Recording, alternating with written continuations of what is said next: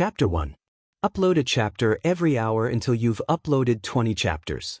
Don't forget the red tickets and favorites. Bailiang Palace was located on Mount Qingliang. It had thousands of families and was extremely prosperous.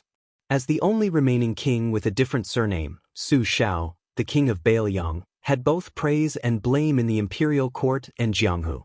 As a meritorious military official, it could be said that he had obtained everything except the emperor's throne. In the 3 northwestern provinces, he was fully deserving of being the ruler. He could cover the sky with one hand and turn the clouds and rain with a flip of his hand. It was no wonder that the officials in the imperial court who didn't agree with this king with a different surname would privately curse him as the barbarian Su, and some with ulterior motives would even throw away the title of second emperor. Today, the prince's residence was very lively. The powerful king of Bailiang personally opened the gate and set up a splendid ceremonial procession to welcome an old man with an immortal air. The servants in the residence only heard that the immortal from the Daoist Holy Land, Mount Longhu, had taken a fancy to the foolish young prince and wanted to take him in as a closed-door disciple.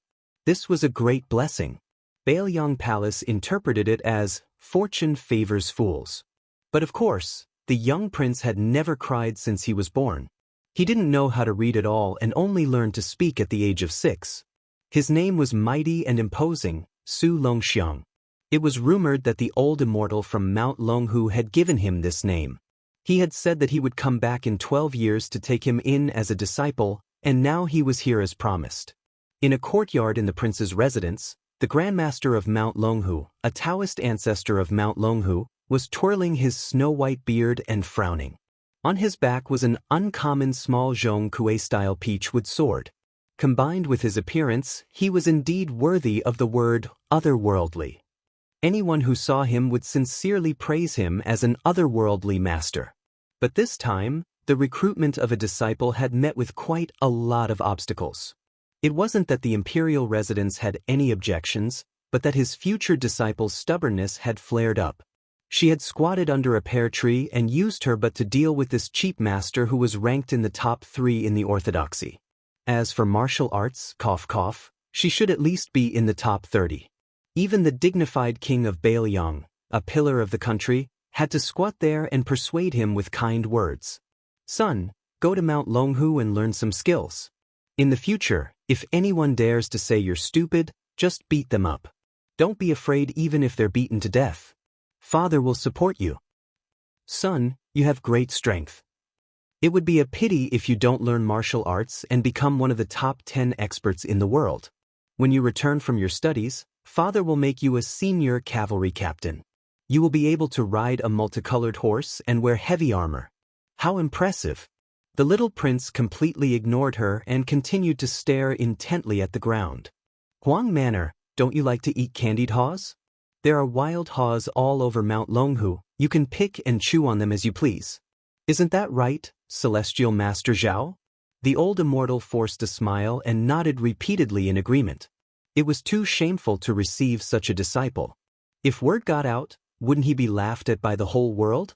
However, even though the dignified pillar of Bailiang, whose words carried weight in the 12 counties, had a dry mouth and a dry tongue, the young man still didn't react. Perhaps he was impatient and thought his father was being too noisy. He raised his butt and farted loudly. He didn't forget to turn his head and grin at his father. The king of Bailiang was so angry that he raised his hand and pretended to hit him. However, he raised his hand and froze for a while before giving up. Firstly, he couldn't bear to hit him.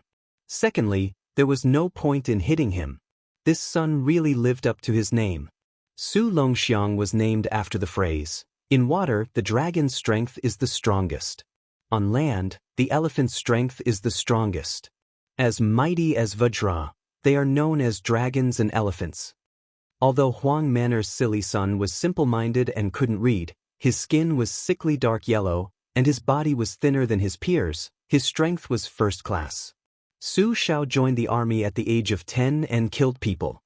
From killing the Xiongnu in Jinzhou in the northeast, to wiping out the 6 big and small countries in the south, slaughtering more than 70 cities, and then suppressing the 16 barbarian tribes in the southwest. He had seen all kinds of fierce generals with amazing physical strength. However, he had never seen someone like his youngest son, who was born with copper muscles and iron bones and could pull up mountains and rivers. Su Xiao sighed softly in his heart.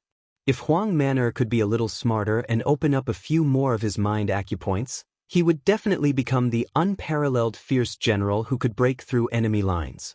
He slowly got up and turned his head to smile awkwardly at the senior Taoist priest of Mount Longhu.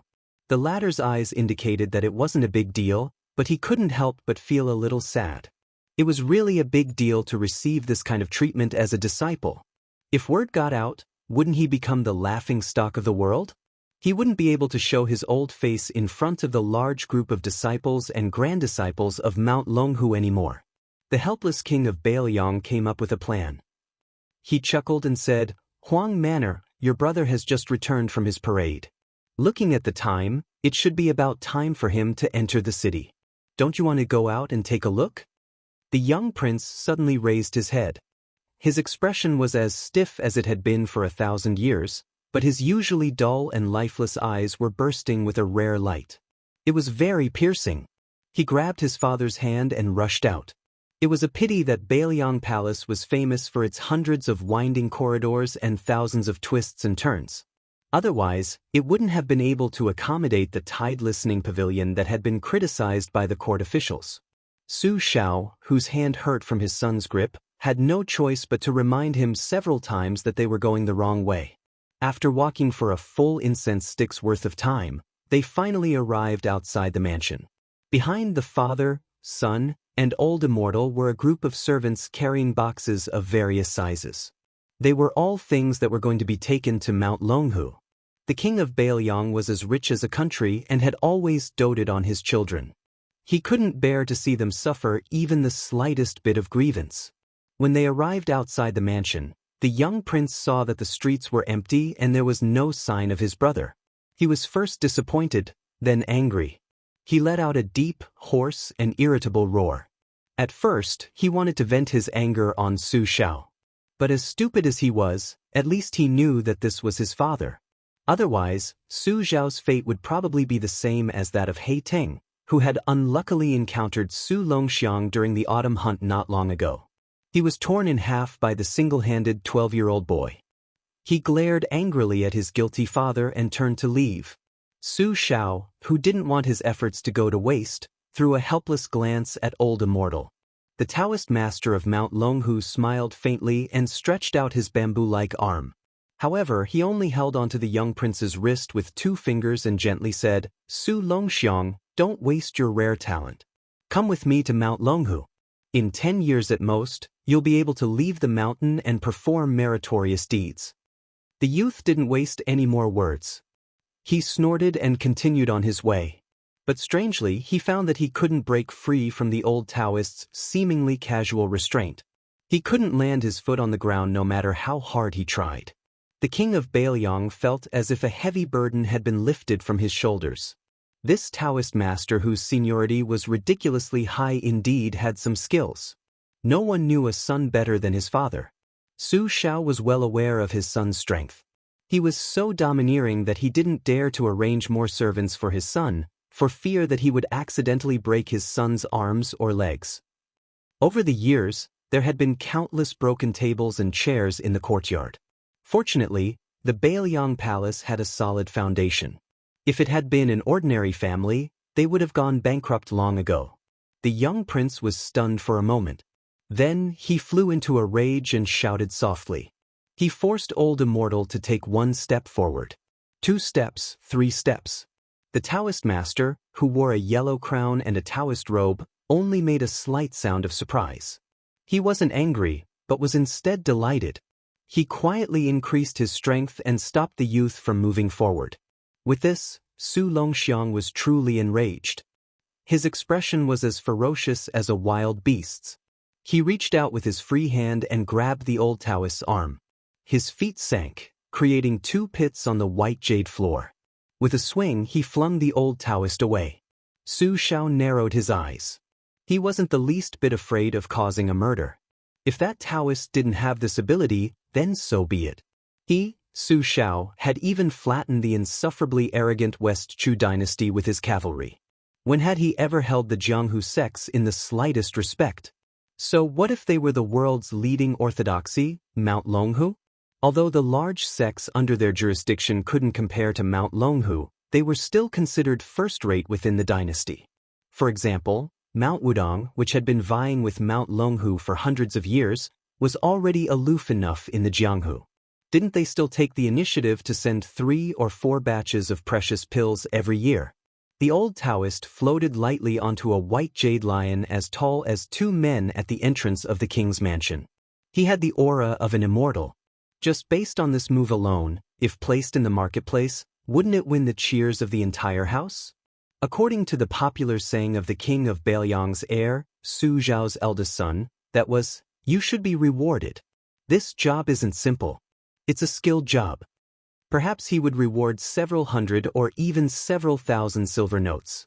Back in the days when His Royal Highness hadn't left Bailiang and harmed others, how many brothels and Jianghu swindlers had received his generous rewards?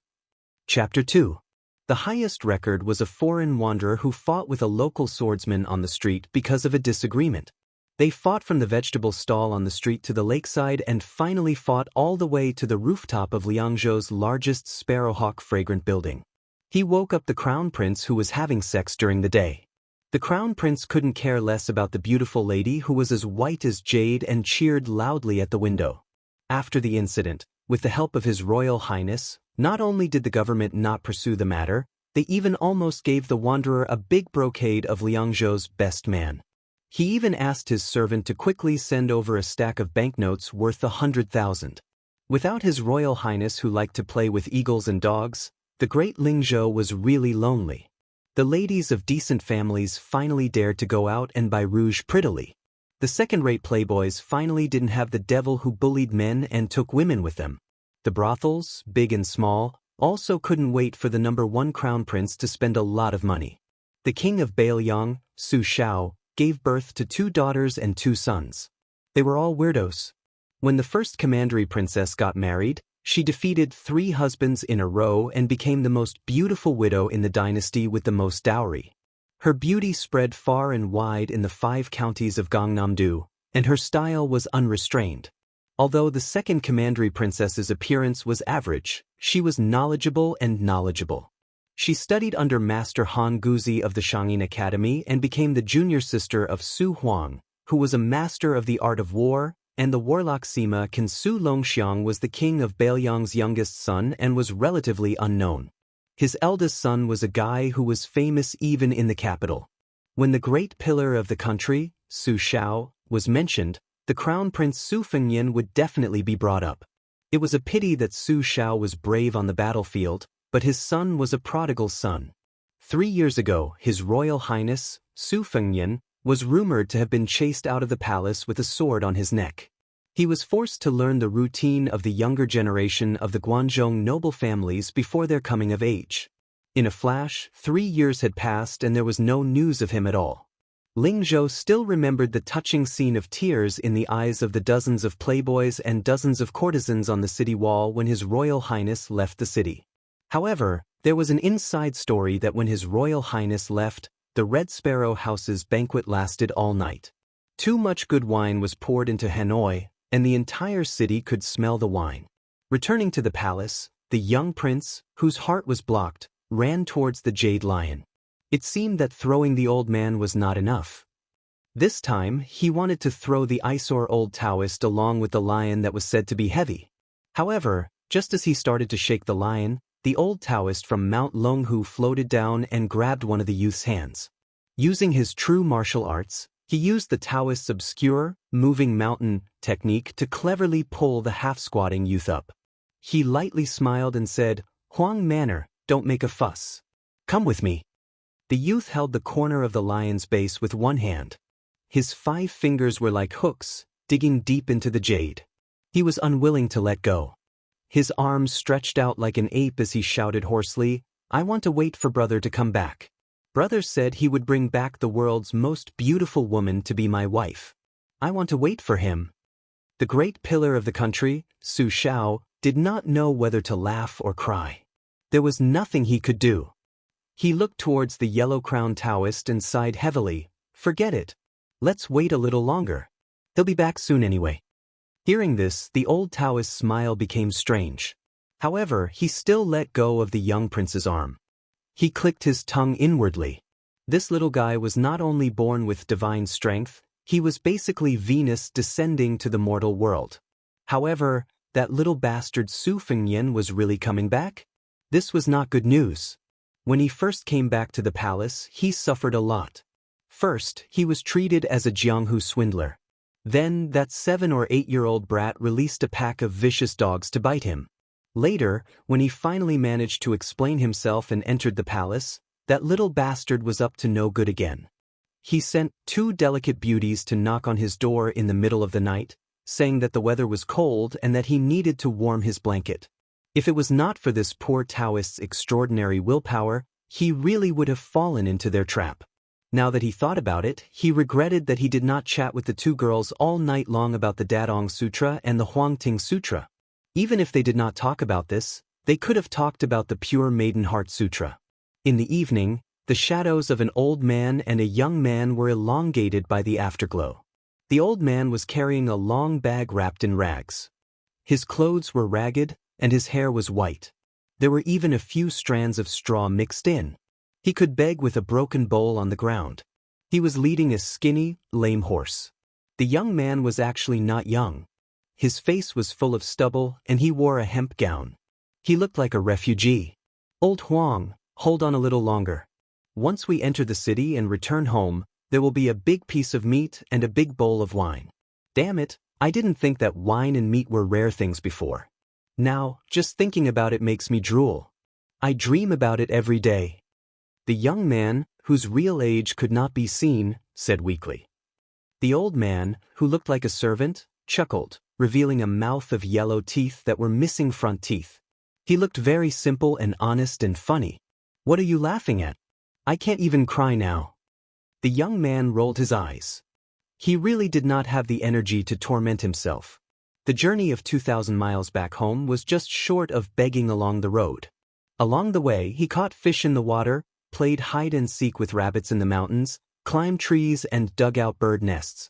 As long as there was some meat and cooked it, regardless of whether there was salt or not, it would be the most delicious meal in the world. During this period, he tried to steal some chickens and ducks from villages. There were several times when he was chased by strong men carrying hoes and wooden sticks for dozens of miles. He almost died of exhaustion. Which rich man's son did not wear beautiful clothes and ride a majestic horse? Then he looked at himself. He was dressed in a tattered hemp gown, a pair of straw sandals, and a lame horse. He could not bear to kill it for meat or even ride it. Instead, he had an extra mouth to eat. He did not have an evil servant. Old Huang's small body, which had lived for 60 years, made him panic just by looking at him. He was afraid that he would die one day after walking 2,000 miles. At that time, he would not even have a companion to talk to and would have to spend effort to dig a hole in the wilderness. Before entering the city, there was a stall selling apricot wine not far from the city walls. He was truly exhausted. Smelling the aroma of the wine, he closed his eyes and sniffed. His face was filled with intoxication. It smelled so good. Determined, he walked over and found the only empty stool and sat down. He gritted his teeth and used the last of his strength to shout, "Waiter, serve the wine."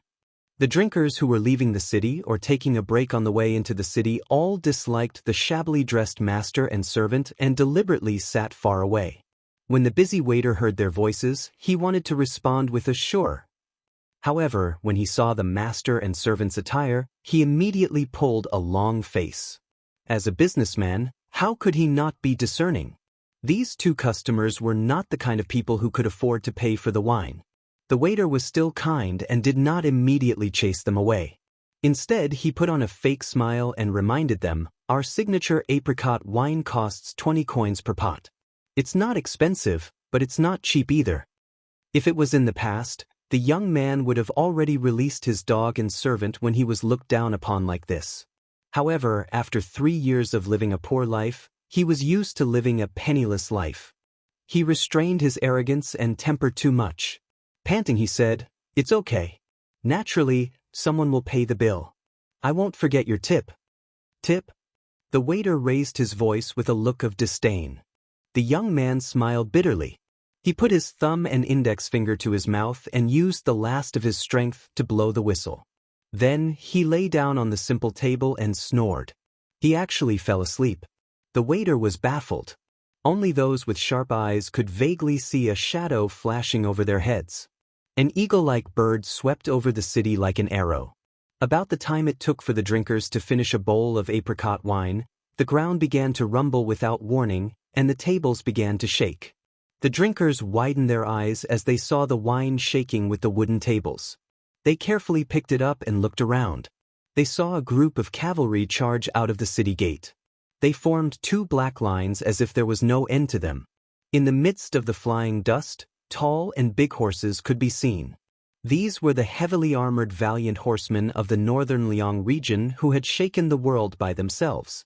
Looking at the flag in the hand of the general who was carrying the flag, it was as bright as blood, with one word written on it, Su. Oh my, the king of Bailiang's direct army. In the world, who could compete with the Bailiang cavalry that had galloped through the dynasty's 13 prefectures? In the past, the West Chu dynasty felt that its 120,000 great halberd warriors could go against them. But in the end, in the Battle of Jinghe, the entire army was wiped out. The surrendered soldiers were all killed and their cries were like thunder. 200 elite cavalry charged out. They were majestic and imposing. Above their heads, an eagle full of spiritual energy seemed to be leading the way. The 200 cavalry instantly stopped, their movements exactly the same. This level of proficiency far exceeded the range of ordinary soldiers who had been through hundreds of battles. The fourth-ranked general, Zhicheng, jumped off his horse. When he saw the old servant leading the horse, he immediately galloped to the front of the wine shop and knelt down. He said respectfully, General Chidongwa pays his respects to His Royal Highness. As for the shabby young man who had arrogantly said that he would tip them, he only muttered in his sleep, Waiter, bring the wine. Chapter 3. As the flag-bearer of the Bailiang army, Zhicheng Commandant Chidongwa was in a bit of a dilemma. Although he was one of the 6 adopted sons of the pillar state Su Shao and was the wolf dog of the 1 tiger, 2 bears, and 3 dogs, his relationship with His Royal Highness could not be considered harmonious. To be honest, Chidongwa, who came from a poor military background, did not like His Royal Highness's dissolute conduct in the provinces and counties. However, loyalty and righteousness were paramount. Since Su Fengnian was his adoptive father's eldest son, even if Chidongwa had to personally kidnap his daughter, this Zhicheng commandant would not frown. Now, how to send Su Fengnian back to the prince's mansion was a problem. He couldn't just casually throw His Royal Highness on the back of a horse, could he? Fortunately, a horse galloped over and solved Chidongwa's dilemma. The horse was as black as ink and abnormally tall and strong. It was once the king of wild horses. After being tamed, it was handed over to the young prince, Su Longxiang. When they met, the king of wild horses was difficult to tame. It raised its big hooves and wanted to trample on its new master. In the end, it kicked an iron plate and was knocked to the ground by the youth. After that, it was well-behaved and docile like a pretty girl from a humble family. Hearing the news, the young prince, Su Longxiang, urged the horse to stop and jump down. He affectionately called out "brother" a few times. Seeing that there was no movement, he naively thought that his brother had died. He wailed loudly, heartbroken. Chidongwa kindly wanted to go up and explain that His Royal Highness was just too tired. In the end, he was pushed away by the young prince. He staggered a few times and almost fell. Chidongwa was a fierce general of the Bailiang army who carried the flag for the pillar state. It was enough to show that the youth's strength was extraordinary. The old servant called Old Huang by Su Fengnian trotted a few steps and whispered a few words in a heavy Shishu accent. Only then did Su Longxiang smile through his tears. He heavily slapped the old servant's shoulder and directly slapped the old man's butt into the dust. The young prince did not know how to control his strength, but when it came to his older brother, Su Fengnian, he was very careful. He crouched on the ground and carried his sleeping older brother on his back as he slowly walked towards the city gate. The mount, nicknamed Black Tooth, was like it was in spring. It trotted with small quick steps and turned its head to the side, trying to rub against the red horse that was being led by the old servant. However, the red horse that was all skin and bones and had a lame leg did not appreciate it. It opened its mouth and bit, scaring Black Tooth into quickly running away. However, it was unwilling to run far away, appearing reluctant to part. At first, the people in Lingzhou City were not sure who it was that could make the young prince, Su Longxiang, carry him into the city. Furthermore, there were 200 wolf-like personal guards following behind him. Later on, someone cried out, "His Royal Highness." This was great. Lingzhou City's main road that could drive 3 horse carriages side by side was immediately thrown into chaos. Especially those young ladies who were dressed up beautifully. They did not care about their elegance as they screamed and ran away while holding their skirts. Some of the large shops that were displaying treasures to attract customers immediately hid their things. The news of "His Royal Highness is back" spread like wildfire. It spread through the entire Lingzhou City at a shocking speed like thunder. The 20 or so brothels in the city all became spirited. The old pimps and pimps all cried tears of joy. Some of the enchanting courtesans all held their hearts as they sat by the windows and stared at the autumn water. "My enemy, you're finally willing to come back. Do you want to kill this servant?" A person followed the 200 Liangzhou iron cavalry into the city from afar. She had a slender figure and was dressed in a white robe.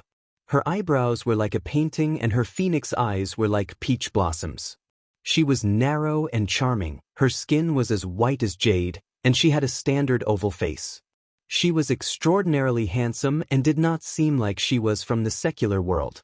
If it was not for the 2 blades on the left side of her waist, her unknown background, and her arrogant expression, as well as the terrifying news of His Royal Highness returning to the city, some of the ruffians and hedonistic young masters on the streets would have already taken liberties with her. This woman was too beautiful. She was even prettier than all of the courtesans in the city added together. Some of the beautiful women and young ladies from rich families who were running in panic saw her. At first, they were jealous, then they were in admiration and shyness. They thought that if this girl was a young master, they would even be willing to elope. The white-robed beauty with the blade on her waist was slightly surprised. She hesitated for a moment before choosing an old fortune-teller and asked, "Old mister, which family's young master is the one who was protected by the Bailiang cavalry into the city?"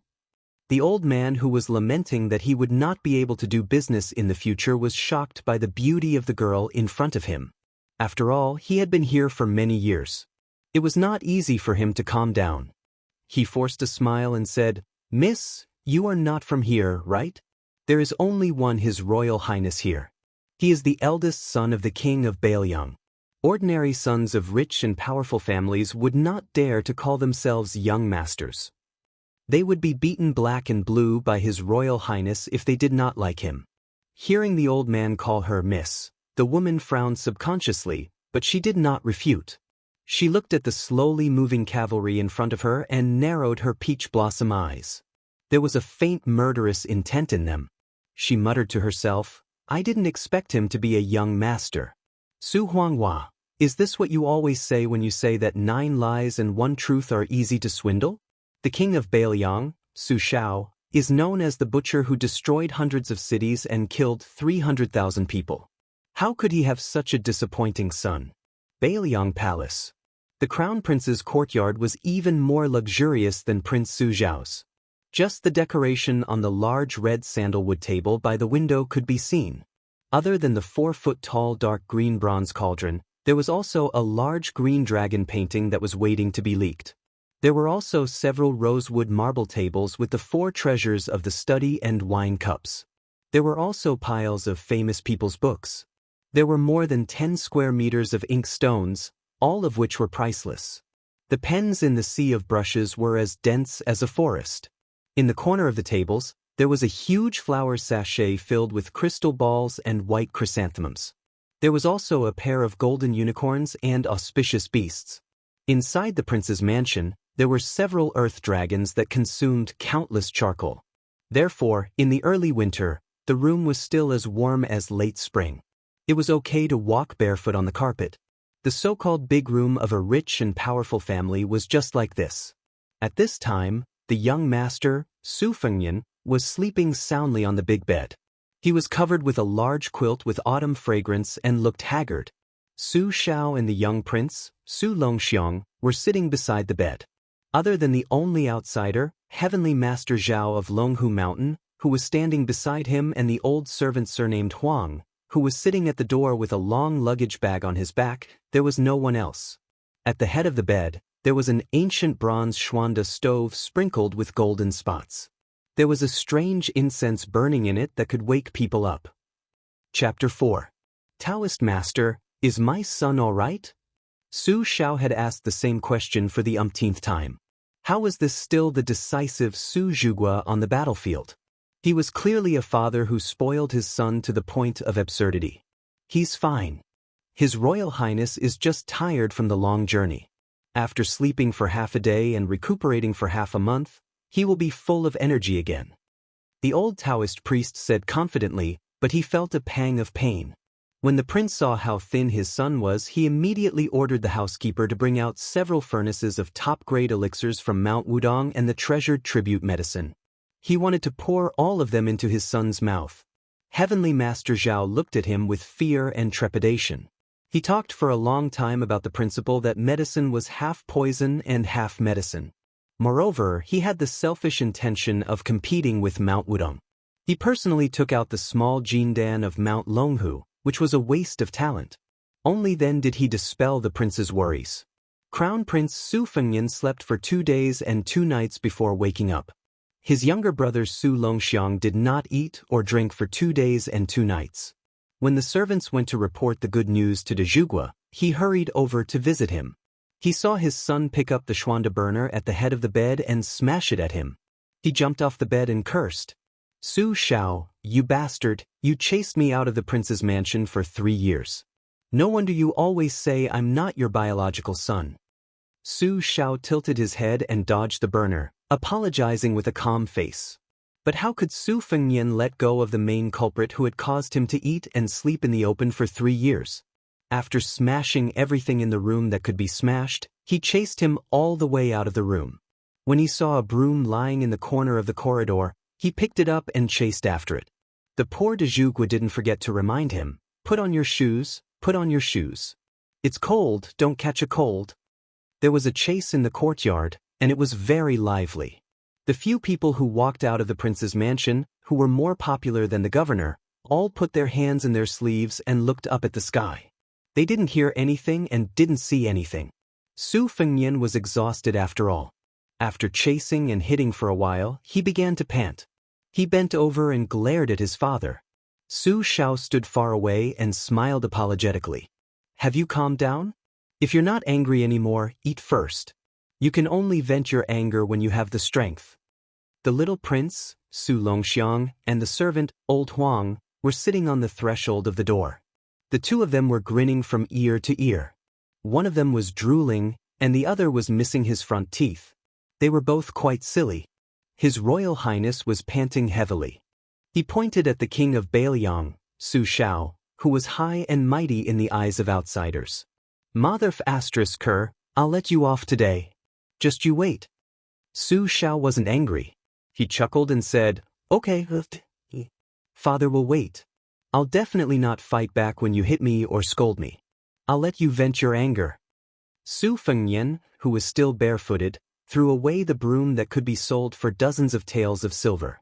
When he came to the door, he saw his younger brother smiling foolishly. His gaze softened a bit.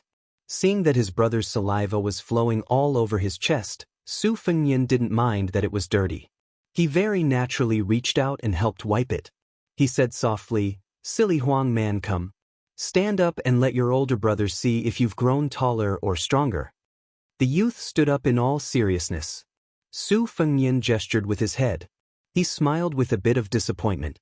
Not tall, not strong. The youth wrapped his arms around his older brother's waist and lifted him up. Su Fengnian wasn't surprised. His chest was stained with saliva. He laughed loudly. You've grown quite a bit stronger. De Zhugua stood in place. The butcher, who had spent half his life in the military and killed people like scything flax, actually had tears in his eyes. He quietly turned his head away and muttered to himself, "The wind is so strong. Where did the sand come from?" The two brothers returned to their room together. Su Xiao immediately ordered the servants to bring in the dishes that had been carefully prepared. There were 20 to 30 servants carrying the food boxes. They entered the room one after another like flowing water. Under the kind reminder of the old Daoist from Mount Longhu, most of the dishes were vegetarian and less heavy and spicy. After eating, drinking, and sleeping well for 3 days, Su Fengnian went to the most popular place in the estate, the Tide Listening Pavilion. He carried a purple bamboo fishing rod and had his younger brother, Su Longxiang, carry a few embroidered stools. He also had the servants prepare a large long tea table and a variety of rare fruits and delicacies.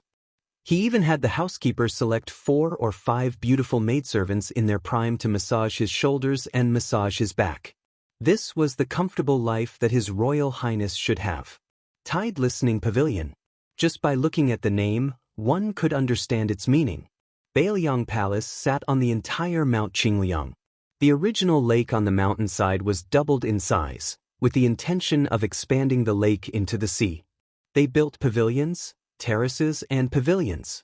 The tallest pavilion in the center, the 9 stories tall, was named Tide Listening Pavilion. Crown Prince Su Fengnian's hobby was to fish on the first floor. There were tens of thousands of books in the pavilion, including countless rare and unique books. There was no lack of martial arts manuals that had lost their inheritance. 15 years ago, Su Xiao, who had yet to be crowned king of Bailiang, had personally led a cavalry unit, led an imperial edict, and crushed dozens of martial arts sects north and south of the Great River.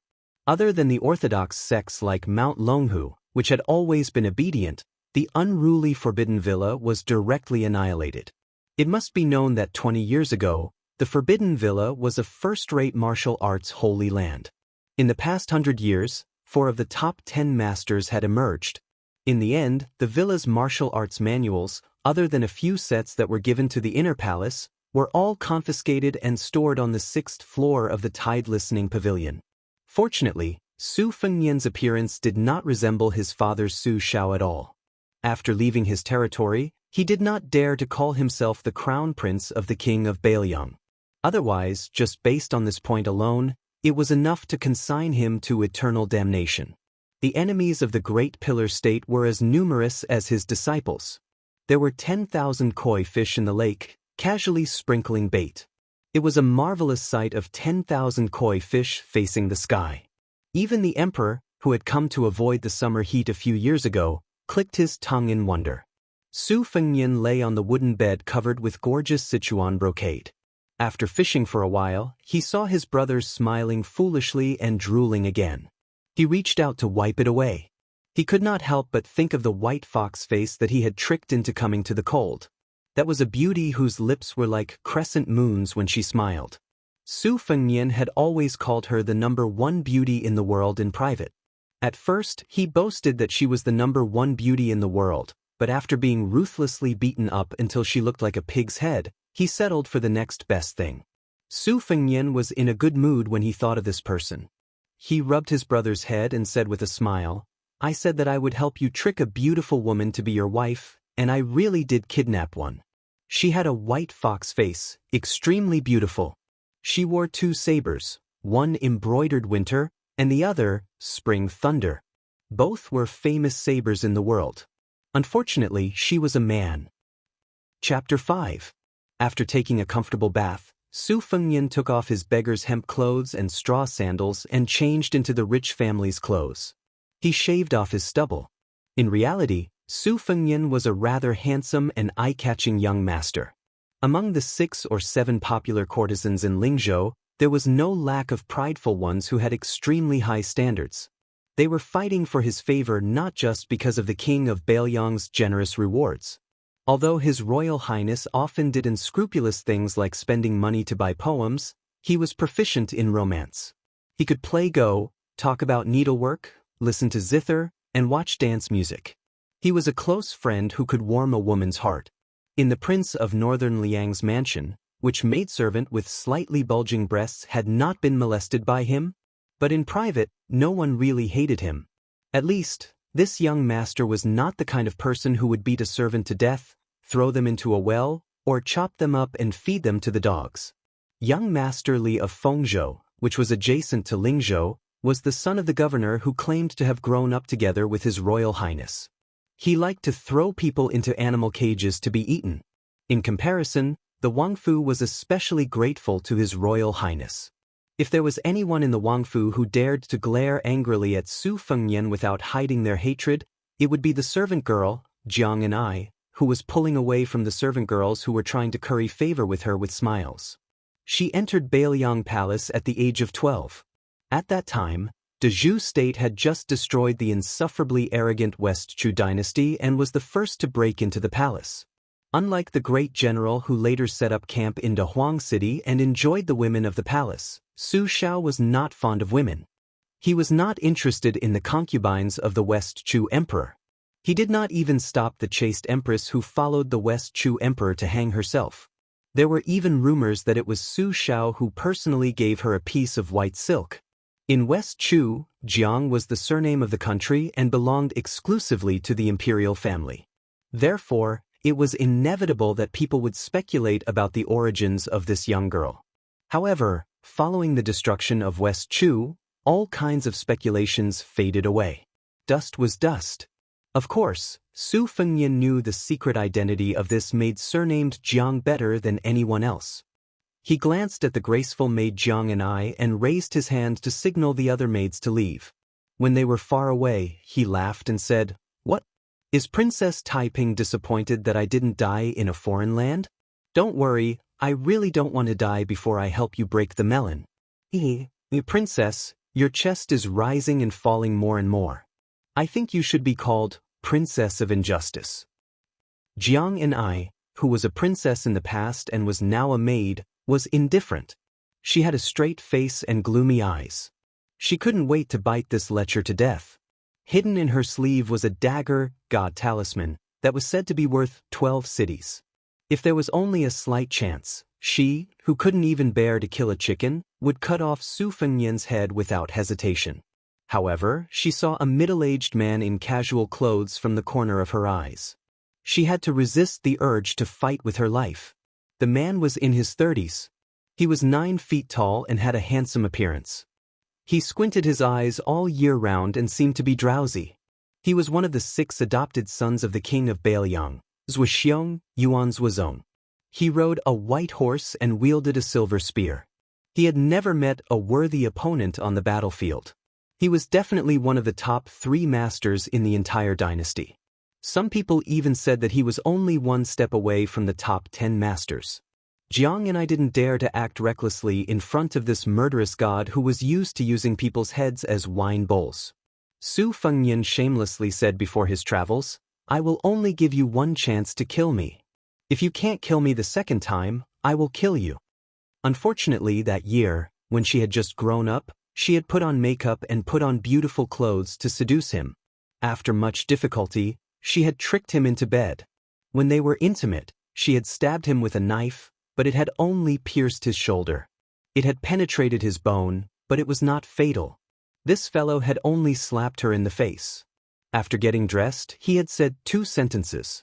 The first sentence was, "Next time, you won't be so lucky. Don't waste it. Your Highness, I finally see you. For the past 3 years, I didn't even want to eat or drink." A fat man dressed luxuriously ran over. To be exact, he rolled and crawled over. His face was covered with tears and snot. He looked very shameless. Jiang Ni's face didn't lose to Su Fengnian's disgust. Yuan Zhuozong, who was the personal bodyguard of the crown prince, turned his head away. His eyes were full of disdain. Since this fat man was able to pass through the heavy defenses and arrive in front of Su Fengnian, his status was naturally extraordinary. In truth, he was just like the #1 brute of the Northern Liang army, Zhuxiong, the adopted son of the Pillar of the Great. His surname was Chu and his given name was Lushan, and he was one of the 3 dogs. Su Fengnian's snow-white spear falcon, the most handsome of the 360 winged insects, was trained by this fat man. He was more attentive to it than raising a son. This man had a bad reputation in the Bailiang army. He was a hypocrite and lecherous person. The first time Su Fengnian went to the brothel, he was the one who led the way. He always said that brothers were like hands and feet and women were like clothes. In the past few years, he would encourage Su Fengnian to sleep with his beautiful concubine every few days. He was really loyal. Can't eat or drink. Fatty Chu, why do you look like you have put on a few pounds? Su Fengnian sneered and strangled the fat man's neck. The fat man who was strangled by the neck shouted with a red face, "Your Highness, I have lost weight. I have lost a lot of weight. If your Highness doesn't believe me, I will go weigh it right away. If I put on 1 pound, I will cut off 1 pound of meat. If I put on 10 pounds, I will cut off 10 pounds. Su Fengnian loosened his neck and patted Chu Lushan's fat cheeks. He smiled and said, "You are indeed a good brother." Now, Fatty Chu, who had stolen the title of the Dragon General of the Thousand Bulls, was being slapped on the face. As long as the person was not an official with a superficial title, the Dragon General of the Thousand Bulls was one of the top officials in any province, let alone the Dragon General of the Thousand Bulls who held the Tiger Seal for 3,000 elite troops. However, this fat man did not feel ashamed. Instead, he looked extremely honored. He leaned forward with his head as big as a pig's head and said with a smile, "Your Highness, I just took in a beautiful concubine. Her skin is so soft and tender that I can squeeze water out of her with a pinch. I haven't dared to enjoy her yet, so I've kept her for your Highness. Would your Highness take some time to come and drink some wine and listen to some songs first?" Su Fengnian nodded and said, "Sure, sure." The two of them looked at each other and smiled. They were as treacherous as they could be. As the saying went, wolves and villains colluded with each other. Just as Fatty Chu was asking about His Royal Highness's situation in the past 3 years, the king of Bailiang slowly walked over. There were several pillars of state in the dynasty, but there was only one pillar of state in the dynasty. He was second only to the general of heavenly strategies who would only appear when the country was in danger. Su Shao had been in the military all his life. When he was young, he would even take the lead in leading the troops. The previous emperor had even issued an imperial edict that he did not need to personally lead the troops. Later on, when he was fighting in West Chu, his left leg was hit by an arrow from Lu Shi, which left him with a slight limp. Su Shao did not mind those people mocking him, but if anyone dared to criticize lame Su, they would definitely not rest until they were dead. The Marquis of Wuxia, who had once fought alongside him against West Chu, had a trusted subordinate. He was young and impetuous, but he paid the price. Su Shao casually found an excuse to behead him in public. His head was hung on the walls of the imperial city of West Chu, along with the heads of other famous generals of West Chu. The Marquis of Wuxia was angry, but he did not dare to say anything. He did not even protest to the emperor after the incident. Su Shao, with white hair on his temples, was not tall, and his appearance was even more inconspicuous. When he was middle-aged, he had a slight limp. Now, he was slightly hunchbacked, as if he was carrying the burden of 300,000 ghosts. Fatty Chu was an observant and alert person. He immediately restrained his expression and knelt on the ground. Although he was also an adopted son, Yuan Zhuozong had more backbone. He just bowed according to the common etiquette. The king of Bailiang, Su Shao, gently waved his hand and let Chu Lushan take a stool to sit down. He tried to sit on the wooden couch with his son, but was kicked in the butt by the angry Su Fengnian. He had to awkwardly take a stool and sit aside. Fatty Chu was sweating cold sweat. He felt like he was sitting on pins and needles. He did not dare to wipe it off. Yuan Zhuozong smiled knowingly. Su Fengnian whistled, picked up a piece of Sichuan brocade and wrapped it around his arm. He called down the spear falcon that Fatty Chu cooked. He took a glass full of grape wine and pretended to sigh. Little white, you have suffered in the past 3 years. You can't drink wine or eat meat. You were almost killed to be stewed. I am sorry." De Zhugua was ashamed and kept sighing. Chapter 6. The maid Jiang and I, who had grown up to be devastatingly beautiful, sneered softly. She thought that this snow-white spear falcon was as unlucky as she was. This kind of rare flying feather only existed in the snowy lands north of Jinzhou. If a hunter could catch one, he would be spared from death except for treason. In the past, even the nobles of West Chu spent a lot of money to buy this spirit creature nicknamed Green-White Luan, but it was still hard to find. The one on Su Fengnian's arm was even more extraordinary. It was the highest grade of Green-White Luan, the 6-year phoenix, rarer than the 3-year dragon. In the Yongzhou region of Liang, there was once a master of a noble family who offered 1,000 taels of gold and 3 beautiful women in exchange for Little White, but he was scolded by the domineering Su Fengnian to get lost. That noble, who could get whatever he wanted, was undoubtedly rebuffed. Su Fengnian snorted. Su Xiao, let me ask you, if my son is being bullied, what should I do as a father? De Zhugua smiled and said matter-of-factly, naturally, I'll exterminate them. If that's not enough, I'll take their wives and concubines as cattle and squander all their wealth in an instant.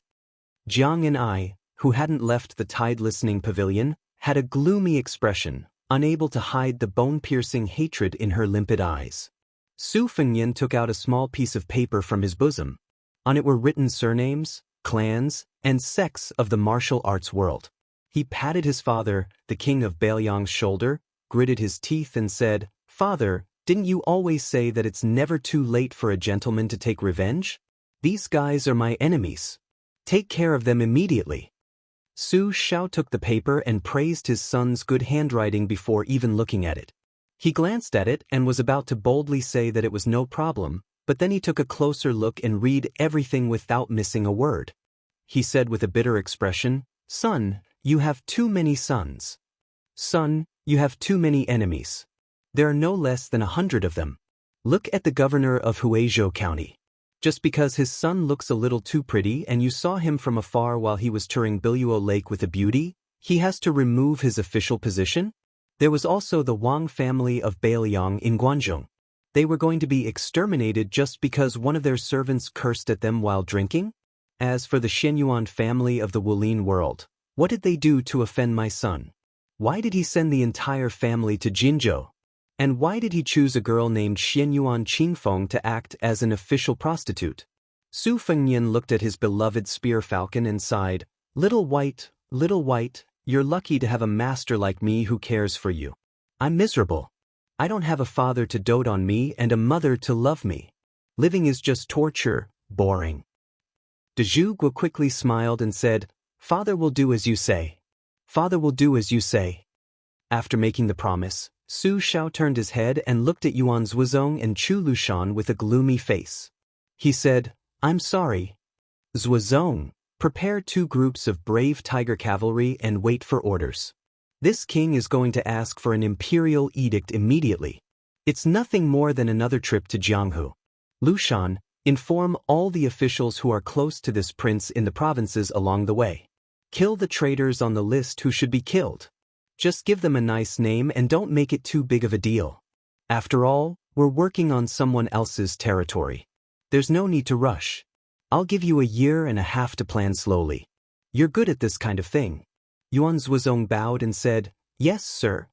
Fatty Chu also got up and bowed. His eyes were ruthless and his face was full of excitement. "Yes, sir." Jiang and I lamented in his heart.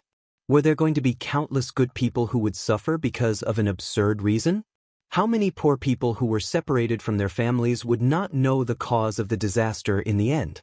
But at this time, Su Fengnian took back the paper and took out another one. The name list was only about 1/10 of the names.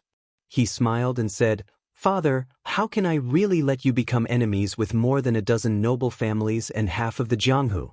Look at this one. It's enough that these people are unlucky. The officials are all corrupt officials, and the people are all rebels. Killing them is justified, and doing justice for the heavens will definitely accumulate good karma, better than building a 700-floor pagoda." Su Xiao was relieved. Seeing that his son was going to get angry again, he immediately took the second paper with a serious face and nodded. "Since that's the case, there's no need to make a big fuss. Within 1 year, I'll make sure that you won't be annoyed by what you don't see. My son is really filial.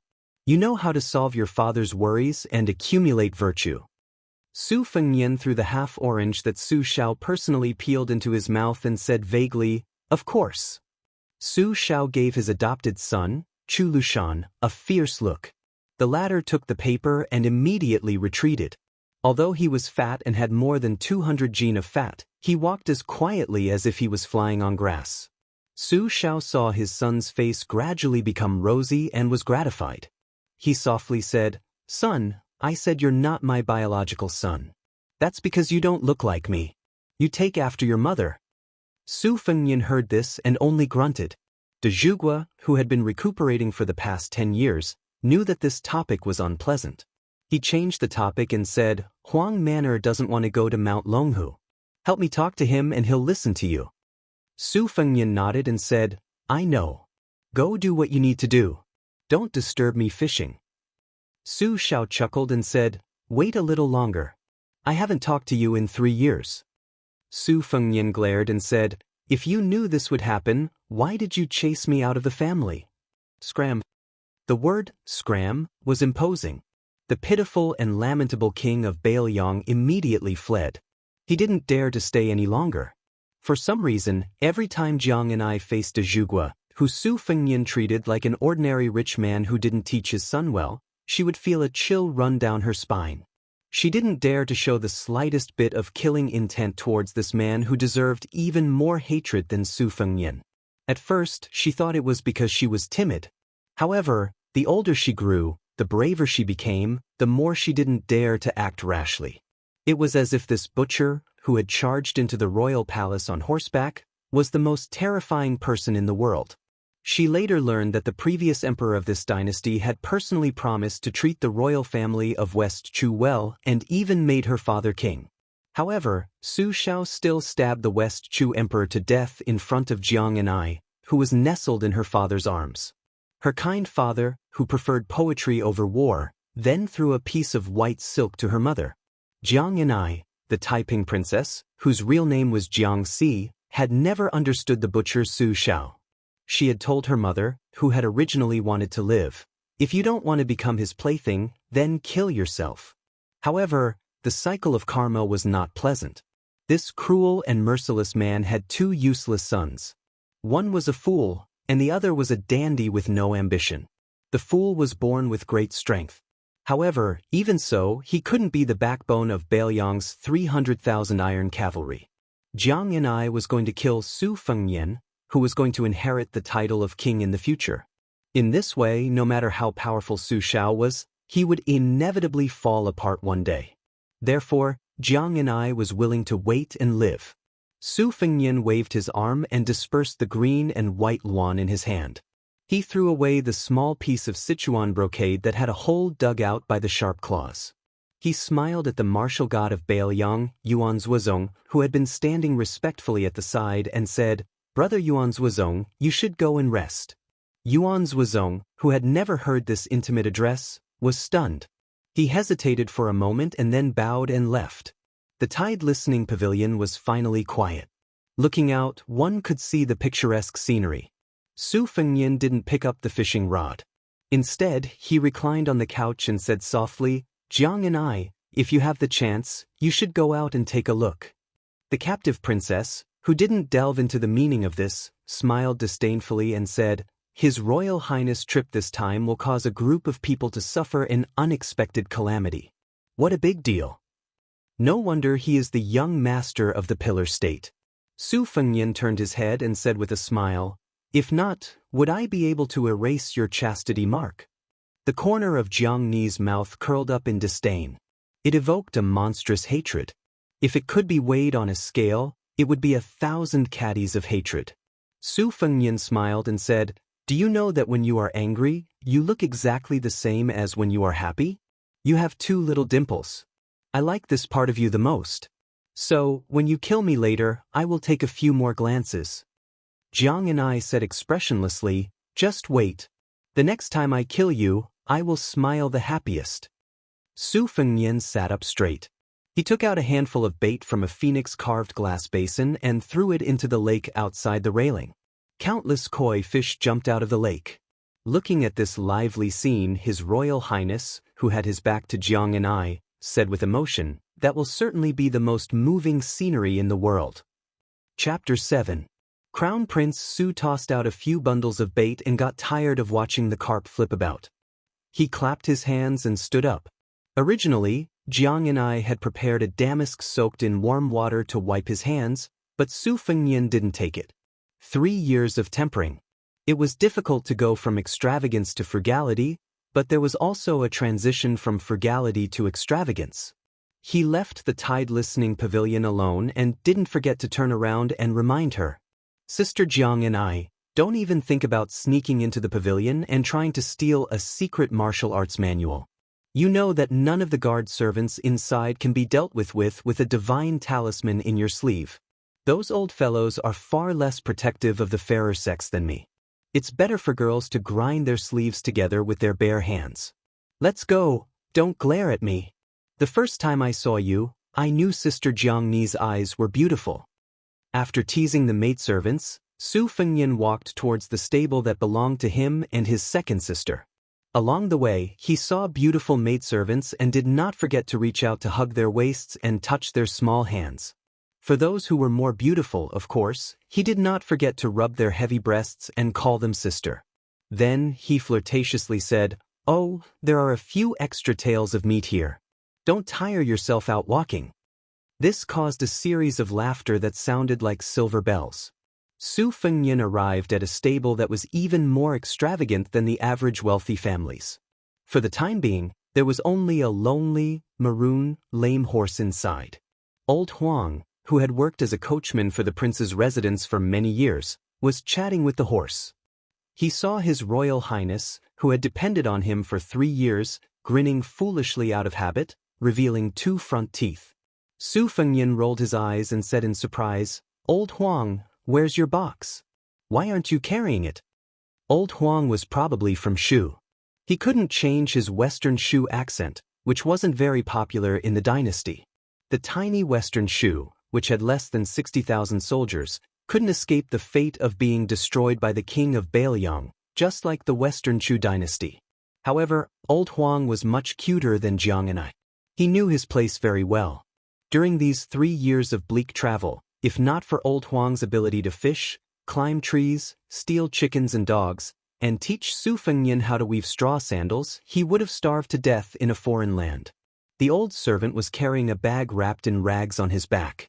There was only a long red sandalwood box in it. He would rather die than let Su Fengnian open it to see what was inside. At first, Su Fengnian thought that it was a famous Xuanji box used to store divine weapons in Jianghu. He thought that his father would at least send a peerless master to accompany him. But when he met the bandits for the first time and saw that this old servant was even more like a stray dog than he was completely disappointed. Every time he tried to persuade Old Huang to open the box, the old coachman would only shake his head and smile foolishly. Su Fengnian could only curse, "It's not like I want your wife to strip naked for me to see." Once in Qinghe County, Su Fengnian couldn't resist his curiosity and secretly studied it when Old Huang went to take a dump. However, he didn't get the main point. He only felt that the box was cold and piercing just by holding it. As a result, Old Huang's eyes were filled with hidden bitterness. He was even more pitiful than the virgin girls he took liberties with on the streets of Lingzhou. After that, perhaps it was retribution, Su Fengnian caught a cold the next day. It was Old Huang who boiled medicine, boiled water, and stole sweet potatoes to roast. He was so busy that he was badly burned. After that, the old coachman carried Su Fengnian on his back for half a year. The biggest impression he had was that Old Huang's bony skeleton made him panic. Of course, there was also some unspoken gratitude. After that, Su Fengnian didn't have any ideas about the box. However, it was inevitable that he would faintly think that he would find out the little secret in a certain year. Of course, it was an insignificant little secret. It would be a joke if an old coachman had such a big secret. To this day, Su Fengnian still remembered it clearly. After escaping the pursuit of the grassland bandits, he asked the old servant, "Old Huang, are you a master?" Old Huang nodded with a shyness that would only appear on a beautiful woman's face. Su Fengnian asked again, "The kind that's very tall?" Old Huang seemed to be even more embarrassed. He turned his head slightly and nodded again. Su Fengnian thought about the tragic scene of being chased by a group of people with wooden spears and hatchets. He resisted the urge to beat him up and asked again, "How tall?" Old Huang blinked and seemed to be thinking. After a while, he stretched out his hand and gestured. It seemed to be about the same height as His Royal Highness. Then he lowered his height. Thus, Su Fengnian, who was hoping for a fluke, fell into complete despair. Therefore, Su Fengnian had every reason to be angry with the Pillar of Degua. Other than forgetting to arrange for a master to be his retainer, not only did he not tell Su Fengnian about the simple principle of not having a jade ring when traveling the Jianghu, he even encouraged Su Fengnian to say, "Son, when you go out, the most important thing is to protect your life. Here, put on this Wuxia armor that is invulnerable to swords, spears, water, and fire. Put on these gloves that are made from the silk of the ice silkworm. Here, there are 3 or 4 books that are similar to the Wudong sect's Shang-Qing Purple Yang tactics. Take them all. Good stuff. If you throw any of these books into the Jianghu, it will cause a bloody storm. Take some time to practice them. Who knows, you might become a master tomorrow. Take the banknotes. The jade pendants on your waist are worth a few hundred taels of gold. If you run out of money, find a pawn shop and sell them. Living a good life won't be a problem." In the beginning, Su Fengnian felt that it was indeed not bad. This kind of traveling was a smooth journey. He didn't have to worry about spending money like water. He could hook up with different beauties from different places, get to know famous heroes, and become brothers with famous heroes in the Jianghu. Just thinking about it made him happy. But later on, King found out that he was just a fat sheep waiting to be slaughtered. Whoever saw him would love him, whoever saw him would pounce on him. This bastard donkey's ass. In the end, the only use of those secret books was to tear them down and use them to wipe his feces. The only remaining half of the gold-swallowing treasure tome, which looked like a heavenly book, was finally put to use. On the way back, he met White Fox Face, who was more beautiful than any of the courtesans in Lingzhou. He knew the value of the book and agreed to accept the second half of the gold-swallowing treasure tome and escort him back to Lingzhou. During that half a year, Su Fengnian finally met a true master who didn't have any evil intentions. He tried every possible way to please him, but to no avail. White Fox Face ignored him. Even when he walked, he would deliberately put a large distance between them. Unless he met an ignorant robber who blocked his way, he wouldn't talk nonsense. Su Fengnian walked into the stable and took a handful of horse grass for the lame horse. He sighed softly, "Red Rabbit, oh Red Rabbit? If second sister sees a good Fergana horse being tortured to this state, I can't guarantee that she won't give me chestnuts to eat." In these 3 years, 1 eagle, 1 horse, and an old servant who fortunately didn't have bad eyesight were all he had. Su Fengnian fed the horse for a while. When he thought of the news from the secret agent in the mansion that White Fox Face was still in the city, he prepared to leave the mansion to have some fun that he hadn't had in a long time. This fellow would occasionally mock him when he was down and out. "If you're a young master from an aristocratic family, then I'm a woman." Su Fengnian had no reason not to show off. In the past, he only felt that it was right and proper to rely on his father's royal banner to intimidate others. Now he still felt that way. He just cherished it a little more. After all, he had lived through more than 2 years of misery. Only now did he realize that the daily necessities of this world were not cheap. Old Huang and His Royal Highness had developed a tacit understanding. He seemed to know that he was going to indulge in wine and women, so he rubbed his hands and made a drinking gesture. Chapter 8. Su Fengnian laughed and said, "Don't worry, I won't forget to treat you to the best and most expensive Huadiao wine. Let's go." Su Fengnian had just walked out of the stable with the old groom when he saw the old Daoist priest who claimed to be an immortal. He didn't need to guess to know that the old swindler was here to ask him to persuade his younger brother to go to Mount Longhu to learn martial arts. 12 years ago, it was Su Fengnian who let his dog bite the old Daoist priest. Because his mother believed in Buddhism, His Royal Highness, who didn't believe in destiny, was still respectful to monks. However, when he saw a fortune teller on the street, he would definitely make a mess. The old Taoist priest of Mount Longhu was really unlucky. Back then, the old Taoist priest, who was slovenly and covered in lice, passed the first stage and almost lost his virginity. The beginning of that meeting was very unpleasant, but the end was still sloppy. Su Fengnian didn't forget to lecture the old Taoist priest of Mount Longhu in private before he left. "Old man, if you want to cheat people of their money, you should at least give up some money to get a decent set of clothes. Those Taoist priests in the supernatural novels all wear yellow crowns and Taoist robes. They can immediately ascend to the immortal stage with just one fart. Don't you want to learn? If you come to the palace like this again, I'll let my dog bite you again." It seemed that the old Taoist priest with the surname Zhao had learned his lesson. He really did change into a brand new Taoist robe and a yellow crown on his head. He even added a simple peachwood sword. Wherever he went, he would receive looks of respect that he had never received in the first half of his life. This made the old Taoist priest, who was usually expressionless on the mountain for decades, very happy.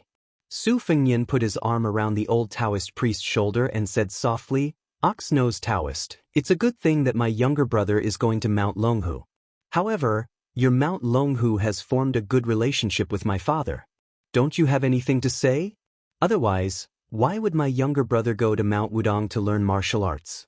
Why would he go to that god-forsaken place?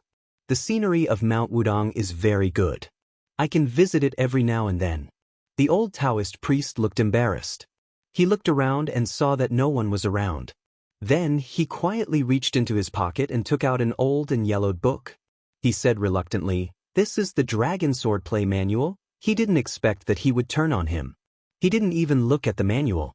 He pointed to the tide listening pavilion and said, "Ant, dragon, you bastard. You. Do you think I need to go to another place to find a secret manual to practice or use martial arts? You. Don't you think it's embarrassing?" They were both old men who had lived for 60 to 70 years, but old Huang was very perceptive. He curled his lips and laughed along with His Highness. Only then did the old Taoist remember that there was a tide-listening pavilion in the prince's mansion that was known as the Arsenal.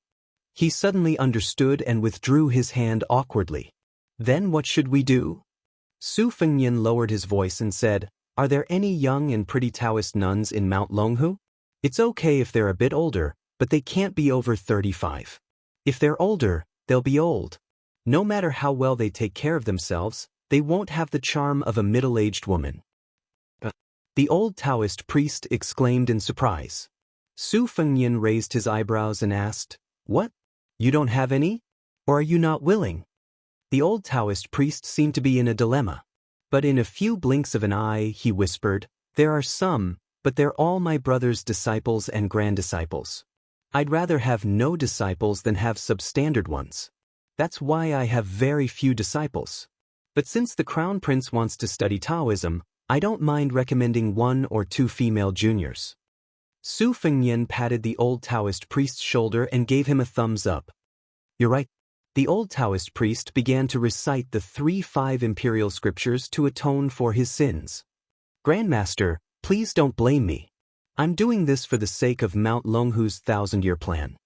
Then, the old Taoist priest, one of the 3 celestial masters of Mount Longhu, said anxiously, "You have to pick an auspicious time to take in a disciple.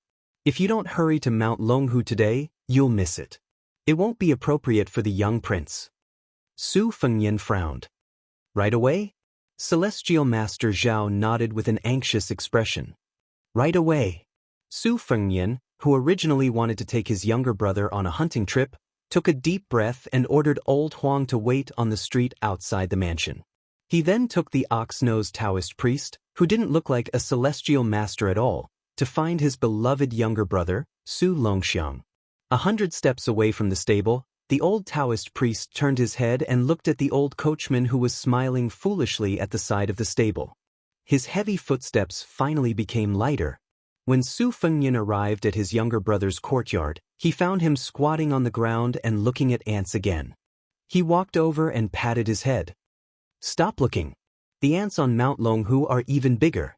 Go there and look. Learn your skills and go down the mountain as soon as possible. Bring me a bag of wild hawthorns, do you hear me?" The young prince was truly a fool. He stood up and nodded heavily. He smiled again, but of course, he was drooling again. The old Taoist priest was flabbergasted. How could such a difficult matter be settled so easily? The great pillar state who had once turned the entire Jianghu upside down had tried his best to persuade this disciple of his. Su Fengnian wiped his saliva and scolded jokingly.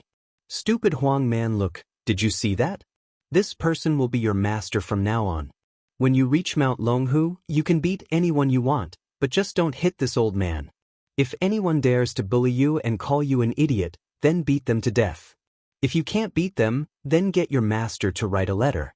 This elder brother will lead our northern Liang cavalry and charge 2,000 li up Mount Longhu. Remember, don't get bullied. In this world, only us brothers and two sisters have the right to bully others." Su Longxiang seemed to have understood but not fully, and nodded. The old Taoist priest was scared out of his wits. With Su Fengnian taking action, Su Longxiang didn't resist at all. The prince's residence didn't drag things out either. With his foster son Qi Dangua leading the way, 40 elite cavalry escorting them, and several capable people raised by the Bailiang Palace secretly keeping an eye on them. There was also a Taoist master from Mount Longhu. It was likely that no one would dare to mess with them. As they were about to leave, Crown Prince Su Fengnian stood in front of his younger brother and said softly, "Stupid Huang man, I won't be able to wipe your saliva in the future. But I promise you that I'll continue to help you find the most beautiful woman in the world to be your wife. If she doesn't want to, I'll tie her up and bring her into the bridal chamber." The young man who was blessed by the heavens to obtain the strength of the dragon elephant was stupid. His heart wasn't open, but it didn't mean that he didn't have any feelings. On the contrary, in some aspects, his feelings were especially strong. For example, he was the second person in the world besides his mother who would wipe his saliva for him. When he was 14 years old, Su Fengnian caused a great disaster. De Zhugua, who usually didn't hit or scold his children, almost took out an iron whip and smashed it on his most beloved son. No one dared to persuade him or stop him. It was only the stupid Huang man who stood in front of his brother and didn't yield an inch. Su Fengnian's eyes turned red. He turned to the old Taoist priest and said word by word, "Zhao Niobi, I've said it before. Don't let anyone bully Huang man. Although I, Su Fengnian, am an unscrupulous hedonist who doesn't have the strength to truss a chicken, you should know the consequences." The old Taoist priest smiled awkwardly and nodded with a bitter smile. The group gradually left. Su Fengnian and his father, Su Shao, didn't send them all the way out of the city. Su Fengnian found old Huang who was standing beside the jade lion. He smiled and said, "I'm not in the mood to drink today. How about later?" The old servant's smile was simple and bright. His old face was like a large patch of reeds that could only be seen in the wilderness. It couldn't be said to be charming or magnificent, but it had its own feelings. It was like a jar of old wine that had been sealed for many, many years. Chapter 9. A peerless beauty had come to the Dragon Gate Inn. This news was second only to His Royal Highness returning from his travels in Lingzhou City. The number of people who came to hunt for novelty almost broke the inn's door. Business was booming. Every time the beauty came out of the room to eat, the inn would be filled with wanderers who wanted to see the scenery. In the beginning, it was only the young hedonistic young masters who participated. Later on, even the old rich men who had been bedridden for years came to admire the beauty. They all exclaimed that the beauty was a feast for the eyes. The busybodies all said that this girl was even more moving than Lingzhou's #1 courtesan, Yu, Lady Yu. Some of the old masters who had left Lingzhou and seen the world also said that they had never seen such a beautiful girl in their lives. There were even scholars who threw in large amounts of money and squeezed their heads to get a good seat in the inn. They took a sip of wine and had the thought of getting drunk even if the wine did not intoxicate them. They spread out the rice paper on the table and began to draw. The beauty who came from outside did not say anything. She treated everyone like they were nothing. She only drank the best-aged Huadiao wine in Lingzhou. When she ate, she chewed slowly. However, she was not as shy and reserved as a pretty girl from a humble family. She had a different style. However, there were 2 blades of different lengths on the table, which made many lechers who had bad intentions back off. How could a girl from a decent family go out alone with blades, and 2 at that? The more beautiful a flower was, the harder it was to pluck it. This was the awareness that a rich man's son had to have. It was also the truth that he had pondered for many years in his hometown. Just like the two princesses in Bailiang Palace, who dared to take a second look. Were they not afraid of having their eyeballs cut out? The head of the hedonistic young masters in Lingzhou, young Master Su, had long said, everyone coming out to be a hedonistic young master is not as easy as the commoners think. We have to pay attention to the rat holes and snake paths and rules. We have to be worthy of the head on our shoulders. The head is not used for shit, the butt is. Therefore, when the hedonistic young masters of Lingzhou went out to the neighboring provinces, they were especially proud. They looked down on the children of the local officials and always liked to boast about their family background, money, and brains. Since His Royal Highness had returned to the city, then when the beauty appeared, would His Royal Highness' figure be far away? The answer was somewhat different from what they had expected. The hateful but respectable His Highness the Crown Prince had arrived 3 days later than what they had expected, but he had still arrived. When he appeared, everyone consciously left the inn. Nonsense, who didn't pay the price of blood when fighting with His Highness the Crown Prince over the top courtesan? Young Master Tang from the neighboring Dengzhou had a strong family background. Not only did he have a third-rank official as his father, but he also had a second-rank official as his grandfather. He overestimated himself and tried to steal a courtesan from His Royal Highness. Didn't he break an arm and return to Dengzhou? After that, it was said that his father, who was the Dengzhou magistrate, personally came to apologize. In the end, he was not even allowed to enter the palace. His Royal Highness had only one word, scram. The inn was suddenly empty. There were no sparrows outside, but the innkeeper still had a flattering smile on his face. He offered the best flower carving that he had kept for many years with both hands, saying that he was bold enough to give His Royal Highness a welcome dinner. His father, His Royal Highness, who used to never give half a penny for drinking, suddenly turned around and tipped him with a 5,000 silver banknote. The innkeeper quickly hid behind the counter, his hands trembling as he held the banknote. He was not worried that His Royal Highness was just pretending to be forthright in front of the beauties, because no one had ever heard of the Crown Prince asking for a single cent back after leaving his pocket. He was definitely the Wang family style of not taking back what was given. Generally speaking, it was not false that Lingzhou City was afraid of His Royal Highness, but he had been lawless for so many years, so no one wanted to commit suicide. For example, those young ladies who were lucky enough to be invited into Bailiang Palace all said afterwards that they were only going to admire the scenery with His Royal Highness, leaving behind undergarments and other personal items. At most, they would just rub it a little, but they were not forced to do that kind of thing. At first, no one believed it, but after a few beautiful virgins left the palace and had their bodies checked, they found out that what they said was true.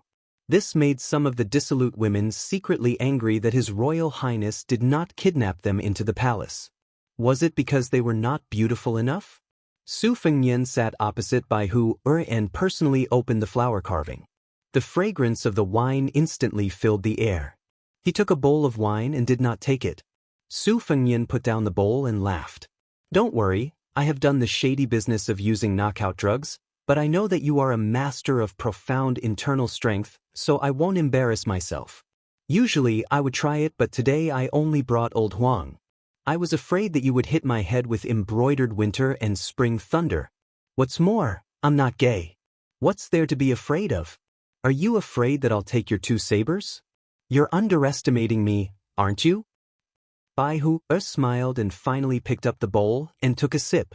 These few ordinary subtle movements almost made Su Fengnian, who had seen countless beauties, dazzled.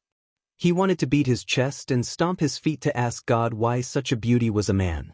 Bai Hu's voice was soft and sweet. Someone who can give away the gold-swallowing treasure book of the dark sect so casually doesn't look like someone who would covet embroidered winter and spring thunder. Su Fengnian added, it's not, doesn't look like, it's isn't. In the 5 months since they met by chance and barely knew each other, Bai Hu had always been a woman of few words. She was only slightly better than mute, but she was not as willing to talk as she was today. He remembered that the first sentence she said was a bolt from the blue. I'm a man. Su Fengnian did not believe her at first, But after getting along with her for a long time, His Royal Highness, who was experienced in women, had no choice but to believe her. Although Bai Hu did not talk much, she was used to doing what she said. For example, when she killed the bandits, she said that she would kill all of them without leaving a half-dead one. She said that she would escort Su Fengnian to Lingzhou City after getting the secret manual. Even if she could go back on her words and leave, she still followed him to Lingzhou. Chapter 10. Then there was the feeling that White Fox's face gave people. He was indeed not a woman. He drank wine like he was drinking water and killed people like he was picking up grass. Su Fengnian trusted his intuition. He was the first to not be able to stand White Fox's condescending gaze. He solemnly vowed, "I am a young master, a big silk pants, not a beggar in your eyes." White Fox's face lightly replied with a hair-raising sentence, "I don't lie, but I also don't like people lying to me. If you lie to me after I enter Lingzhou, I will kill you and place the gold-swallowing treasure tome on your corpse." Along the way, Su Fengnian thought that White Fox's face was an out-and-out lunatic. He was a lunatic that was so beautiful that there was no limit to it. He was a lunatic that was so beautiful that there was no limit to it. He was a lunatic that was so beautiful that there was no limit to it. The key point was that he was also a man. Su Fengnian's heart was broken. He had already agreed that he would marry the world's most beautiful woman for Huang Man. If it was a woman, how simple would it be? Once they were in his territory, even the world's top 10 experts would have to obediently stay. Now, he only hoped that before his younger brother went down the mountain, he would meet the news that was circulating in Jianghu. He only hoped that the 4 sisters who were known as the world's 4 most beautiful women would not disappoint their titles. He would give his younger brother one, keep 2 for himself, and let the entire Jianghu fight for the last one. White Fox's face held a bowl in one hand and stroked a winter-embroidered saber in the other. The saber was publicly recognized as the head of the 9 short weapons among the 18 types of weapons.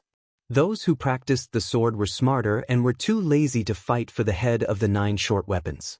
They directly gave themselves the title of the Emperor of Weapons.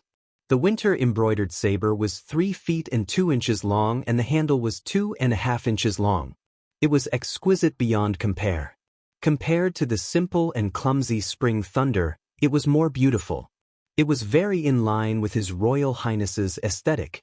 When he was traveling in Lingzhou, he liked to go to the armory and pick a pleasing-looking sword to hang on his waist. As for the winter embroidery saber, he estimated its weight to be about 2 caddies. However, White Fox's face once revealed that the saber weighed about 10 caddies and 9 tails when she was in a good mood.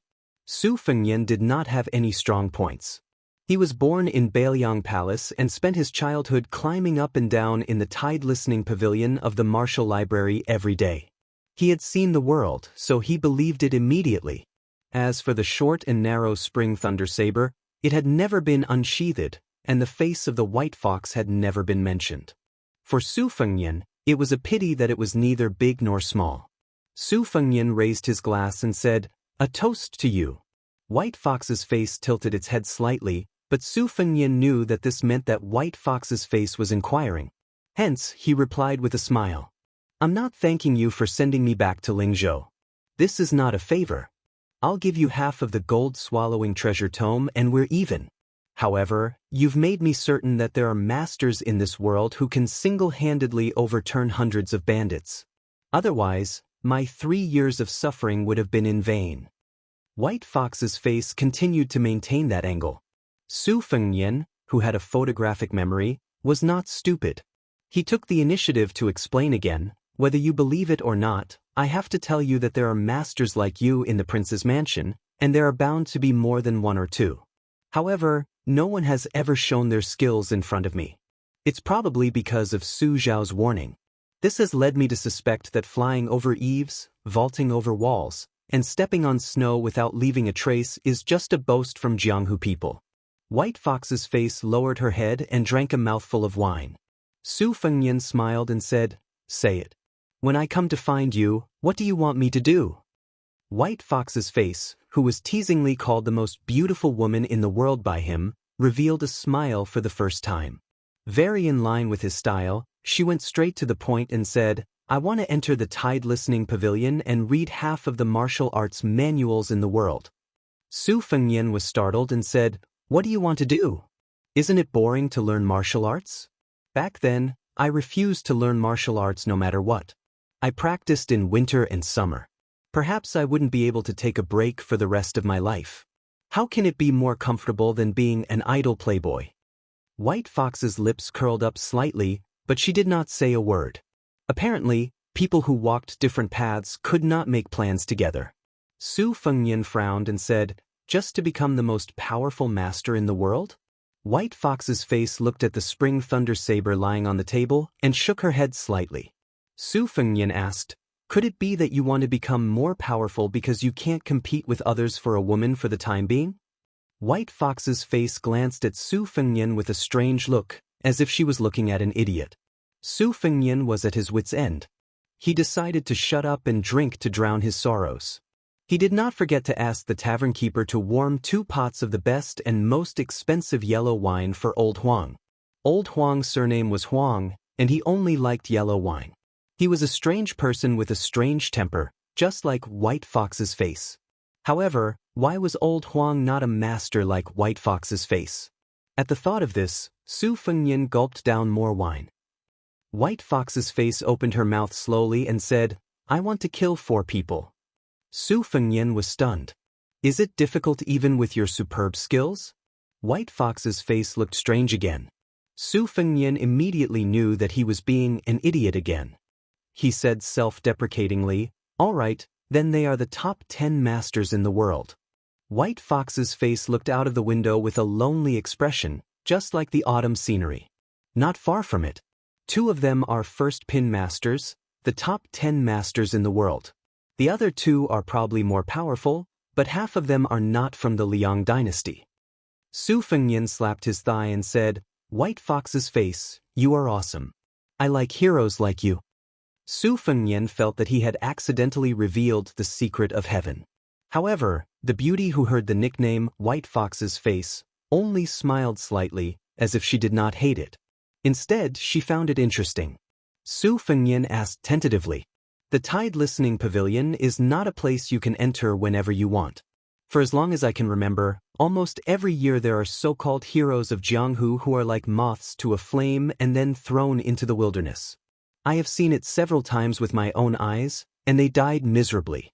However, I can promise you that once you enter the prince's mansion, I will take out the 2nd book for you until you finish reading it. If, and I'm saying if, Su Xiao agrees, you can stay in the Tide Listening Pavilion. The prerequisite is that you don't hate those zombie-like guards. Heh, they aren't as handsome and humorous as me." Bai Huer had a long and narrow face, and her peach blossom eyes were shining with extraordinary splendor. She looked straight at Su Fengnian and said, "Su Huanghua, name your conditions." Su Fengnian said nervously, "I only have one condition. Tell me your name." Bai Huer tilted her head and pondered for a moment before replying softly, "Nangong Push." Note, Nangong Push, read the 4th sound. Chapter 11. White Fox entered the palace without any resistance. For those Jianghu people whose homes and sects were destroyed by the Bailiang cavalry, it was not only difficult to enter the palace, but also dangerous inside.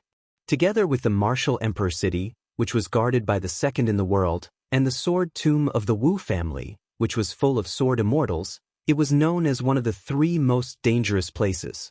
The martial emperor city had an old monster who looked down on all the masters in the world. The sword tomb had a large number of withered swordsmen who were only allowed to use swords or even touch swords. In the Bailiang palace, in addition to the Bailiang cavalry guards on the surface, there were countless masters hiding in the dark. During that martial arts catastrophe, not only did the butcher Su Xiao kill many famous Jianghu masters like cutting rice straws, but he also attracted a large number of lackeys, who were not of good character but had abnormal strength. Since the first day Su Xiao went to the battlefield, he almost never took off his armor or left his saddle. For nearly 40 years, it seemed that he had no end to his meteoric rise. It was enough for Su Xiao, the great devil who was feared by all the Jianghu people, to keep countless henchmen, lobbyists, chivalrous men and assassins, and to bestow them with great wealth and beautiful maids, fame and power. After the martial arts library was built, there were many martial arts fanatics who went there to learn and were willing to sell their lives for the king of Bailiang. Who would dare to pull out Su Zhao's reverse scale? There was only one person who dared to call himself Daddy in front of Su Xiao, and it was only Su Fengnian who led White Fox into the palace. At this moment, His Highness the Crown Prince briefly introduced the scenery of the prince's mansion to White Fox, who only knew his name. As Su Fengnian said, he could not learn martial arts through hard work. He had the martial arts library that all the martial artists in the world dreamed of, but he only knew how to read some unorthodox books. Therefore, Su Fengnian did not have much mysterious feeling about the murderous intent every 3 steps in the dark of the prince's mansion. White Fox did not dare to take it lightly. When they arrived at the towering tide-listening pavilion, they looked up at the top of the pavilion with a complicated expression. Although it was called a pavilion, it was actually a proper attic with a pointed roof and layers of cornices that looked like one. Su Fengnian chuckled and said, "It is claimed to have 6 floors, but there are actually 9 floors inside. The number starts from 1 to 9, but there are people in the capital who have nothing better to do, so it is like this. As you can see, there are corridors on the 5th and 6th floor. There are no books or items on the top floor, it is empty. There are 5 people in the pavilion who are in charge of arranging the martial arts manuals according to the difficulty of practice from the bottom to the top. They should be the so-called guards in Jianghu. They are all old fellows I have known since I was young, and they come and go like ghosts. There is only one copyist, and I learned calligraphy, painting from him. He is a sickly person, more like a ghost than a ghost, but he is still addicted to wine. Every time I go upstairs, I have to bring him wine. If the guards say that they are masters, I will believe them, but if my half-master is, I will jump down from the 9th floor." White Fox did not ask to enter the pavilion. He did not even admire the thousands of carps in the lake. He turned around and walked away, saying lightly, "Help me get a set of summer mustard seed. The sacred steel forest temple of Buddhism only has half a set, but there should be another half in the pavilion. There are 6 books in total. I flip through the books quickly, so it is too troublesome for me to read one book at a time. It is also not worth it to me, because I will pay for the wine you need. I can only give you one of the embroidered winter and spring thunder, so I will feel more at ease if you don't go upstairs a few times. Can I have the spring thunder?" Su Fengnian asked softly, as if he was trying to bargain. White Fox was indeed a straightforward man. He said without hesitation, "Yes." Su Fengnian was surprised. "Are you really willing to give it to me?" White Fox, who was leaving, said calmly, "There is nothing in this world that I can't bear to let go." Su Fengnian, who was following behind him, twitched his mouth and muttered disapprovingly, "I am afraid that only those who are all alone are qualified to say this." White Fox's face lived in a secluded courtyard not far from the Crown Prince's courtyard. She lived a life of yellow and green lanterns that was extremely boring in Su Fengnian's eyes. She stayed up all night. Judging from her posture, she was only short of chiseling the wall to steal everything. Su Fengnian originally wanted to take this beauty to enjoy the scenery, but he gave up the idea. Other than delivering books to the courtyard, he went to the tide-listening pavilion to return the books. He only chatted a little when he delivered the books, asking about Jianghu matters. For example, he asked White Fox who was the top 10 masters in the world, and whether the 4 beauties were really the most beautiful. These were all naive questions for laymen. White Fox, who was living under someone else's roof, did not want to depend on others. He mostly ignored them. There was nothing Su Fengnian could do about it, but the only thing he gained was that the unreasonable White Fox face was now willing to let him touch the embroidered winter and spring thunder sabers. She did not even mind him taking out the embroidered winter and performing a few lame moves for himself. Regarding this, de Zhuge turned a blind eye and did not ask a single question. As soon as the news of His Royal Highness returning to the city spread, many rich playboys from Lingzhou who were close to Su Fengnian rushed to his door. At that time, he was still sleeping and de Zhuge chased them all away. Chapter 12. Until now, there were people who could enter the manor to disturb him. One was Yan Qiji, the second son of Yan Jieshi, and the other was the notorious young master Li of Fengzhou, Li Hanlin. Due to the unfortunate homophony of his name, the former was called Grandpa Eating Chicken by the nearby provinces and counties. However, he was a rare gentleman. He was a bookworm, but his scholarly style was rather cute. He was vague on small matters, but he was clear on important matters. Young Master Li, who had an elegant name, was a complete bully, throwing living people into cages to watch the tragedy of their bodies being dismembered was just one of the perverted interests of this #1 dandy in Feng province. He also liked both men and women. He especially liked young husbands with red lips and white teeth. He always had 1 or 2 handsome young boys in green clothes by his side to play with. He knew Yan Jieshi because young Master Yan was used to being His Royal Highness's follower since he was young. Su Fengnian also liked to tease this peer who always talked about the teachings of saints. As for Li Hanlin, this scum, he was cruel and merciless when it came to others, but he treated his friends well. Moreover, Li Hanlin had a sister who was extremely beautiful. Su Fengnian had been drooling for a long time, so he didn't want to be close to her. Other than the bookworm Yan Qiji and young Master Li Hanlin, there was also a good official's son whose surname was Kong. He followed his father to become an official in the capital and hadn't seen him for 4 years. He was a martial arts fanatic. When the 4 of them got together, the division of labor was basically Su Fengnian coming up with bad ideas. Yan Qiji, who was meticulous, was responsible for cleaning up the mess, and Kong was responsible for martial arts fanatic. If the matter was exposed, then Li Hanlin would be the scapegoat. It was a perfect plan. Brother Feng, Yan Qiji, who had been Su Fengnian's follower for more than 10 years, was already an elegant young master. However, when they met, he looked like he was about to cry. After he called out to Feng Zhou affectionately, his eyes became wet. Sigh, this guy was good at everything, but he was spoiled, sentimental, and sad like a girl. No wonder Li Hanlin felt that this guy was as good as him. However, he was a man and played with little husbands, while Yan Qiji was in love with Brother Feng. Brother Feng. Li Hanlin's greeting was much more domineering. He wanted to hug Su Fengnian, who had not seen him for a long time. However, Su Fengnian lifted his leg and gently pushed it against his abdomen. Li Hanlin laughed and said, "Stay away from me. You smell like a man." The gang of scoundrel friends reunited at the top of Mount Qingliang, the White Crane Tower, which was most suitable for gazing into the distance. Hanging outside this building was a couplet. An old friend sent me down to Yangguan, an immortal helped me up to Mount Huangshan. It didn't come from one of those famous calligraphers in the imperial court whose words were worth 1,000 pieces of gold.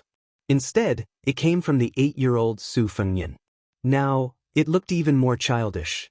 However, even though His Royal Highness had improved, the copyist in the Tide Listening Pavilion, who was also His Royal Highness's half-master, said that this was the most unskilled couplet that His Royal Highness had ever written. Both the words and the meaning were the same. Back then, when the Great Pillar State was happy, he copied it and hung it up after meticulously copying it. All these years, there had been no sign of him changing it. Su Fengnian did not talk much about the bitterness and hardships of the past 3 years. He only picked out some fresh anecdotes of the Wulin world and told them to his 2 contemporaries. Listening to him, the 2 of them were shocked and envious. After drinking a pot of wine, Su Fengnian was almost done talking. Yan Qiji and Li Hanlin were still thinking about it. Su Fengnian walked to the corridor and leaned against the railing. He smiled gently and said, "Now you know that you're frogs at the bottom of a well.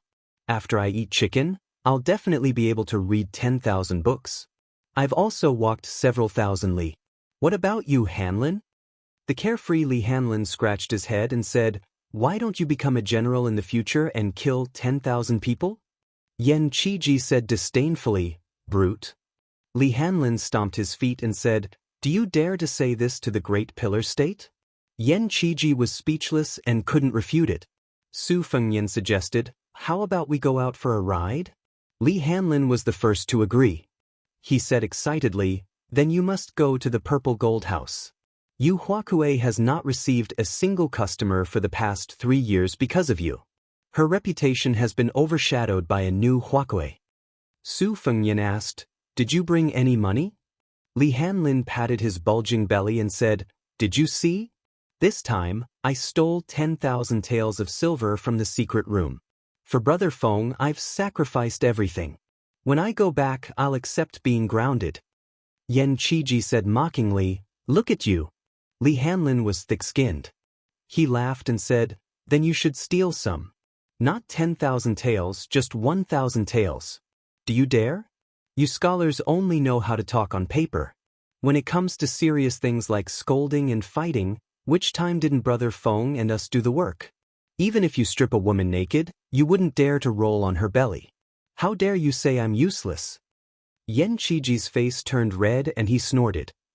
Every bleak night with the sky as his quilt and the ground as his bed, listening to old Huang's ear-piercing snoring not far away, Su Fengyan, who had changed from complaining to seeking joy in the midst of bitterness, would miss the time when they quarreled with each other. He also remembered the time when they rode on horses by the Nanhui River, teased innocent people together, sang loudly in the brothel together, caused trouble together, committed sins together, and got drunk together. The three of them said in unison, "Cheers." Chapter 13. The Zijin house was famous, very famous, extremely famous. It was said that when His Majesty came to the northern Liang prince's mansion to avoid the summer heat, he had visited the Zijin house incognito, just to see the beauty of Li Yuanyuan, who deserved to be called the top courtesan of the 4 prefectures that year. Of course, this was just hearsay without any evidence. After Li Yuanyuan disappeared, there was no longer an undisputed courtesan in the 4 prefectures. It was just like 100 flowers blooming. The beauties of the various brothels racked their brains to compete with each other for beauty. This continued until the appearance of Yu Yue, whose family had fallen from grace. Women who humiliated themselves would probably not use their real names, so Yu Yue's original name was unknown. Her real surname was probably Yu, so she used a homophone. The biggest benefactor of the Zijin house, His Royal Highness, had privately asked this most taboo question in the brothel. Yu Yue smiled and did not say anything, but she did not disappoint Su Fengyan too much. She performed a dazzling sword dance that had never been seen before, causing Su Fengyan to be dumbfounded. First, he was stunned, then he was terrified. If it was not for the deaf and mute old monster that was raised by Bailiang Palace standing outside, Su Fengyan, who was not only afraid of death, but also of pain, would have fled long ago. After this, the number of times he went to the Zijin house became less and less, and the doubts in his heart became stronger and stronger. 3 young masters rode on 3 fine horses, galloping wildly on the main road of Lingzhou City, with a large group of guards following behind them. Li Hanlin laughed wildly, feeling unsatisfied. Without Brother Feng these 3 years, his days could not be considered happy. Yan Qiji, who had been dragged into the water countless times, had long accepted his fate.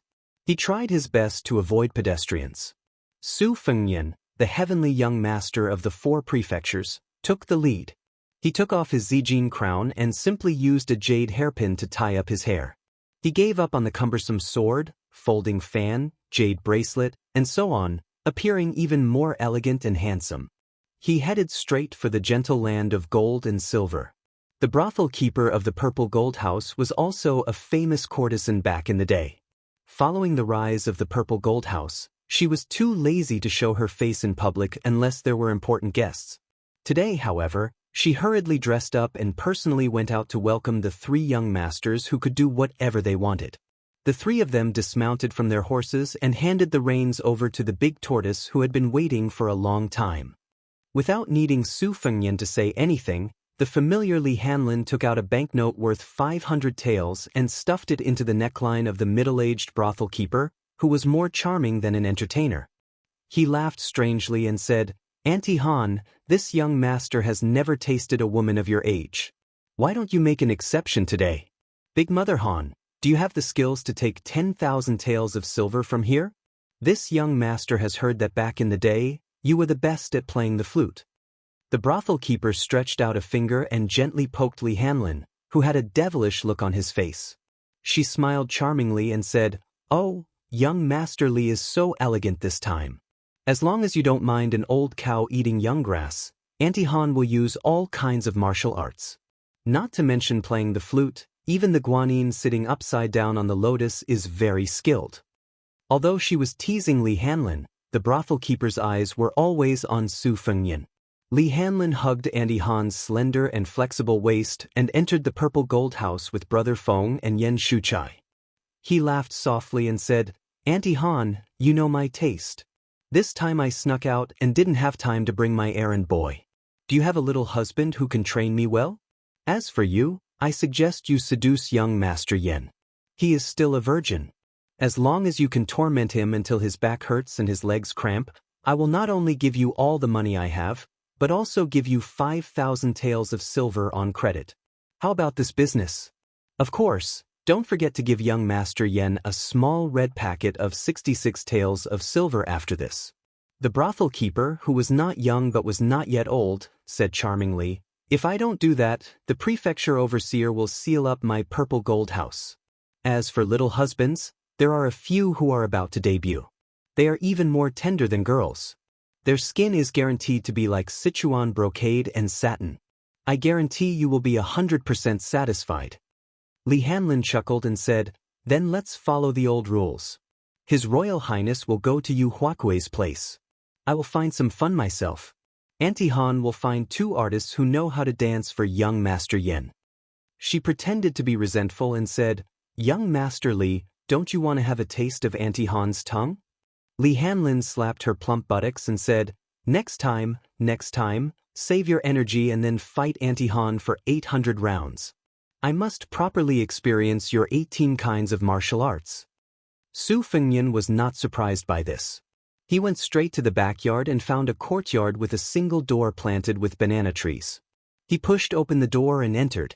Unlike the brothel keeper, Auntie Han, a woman sat in the courtyard and stared blankly at a damaged banana tree.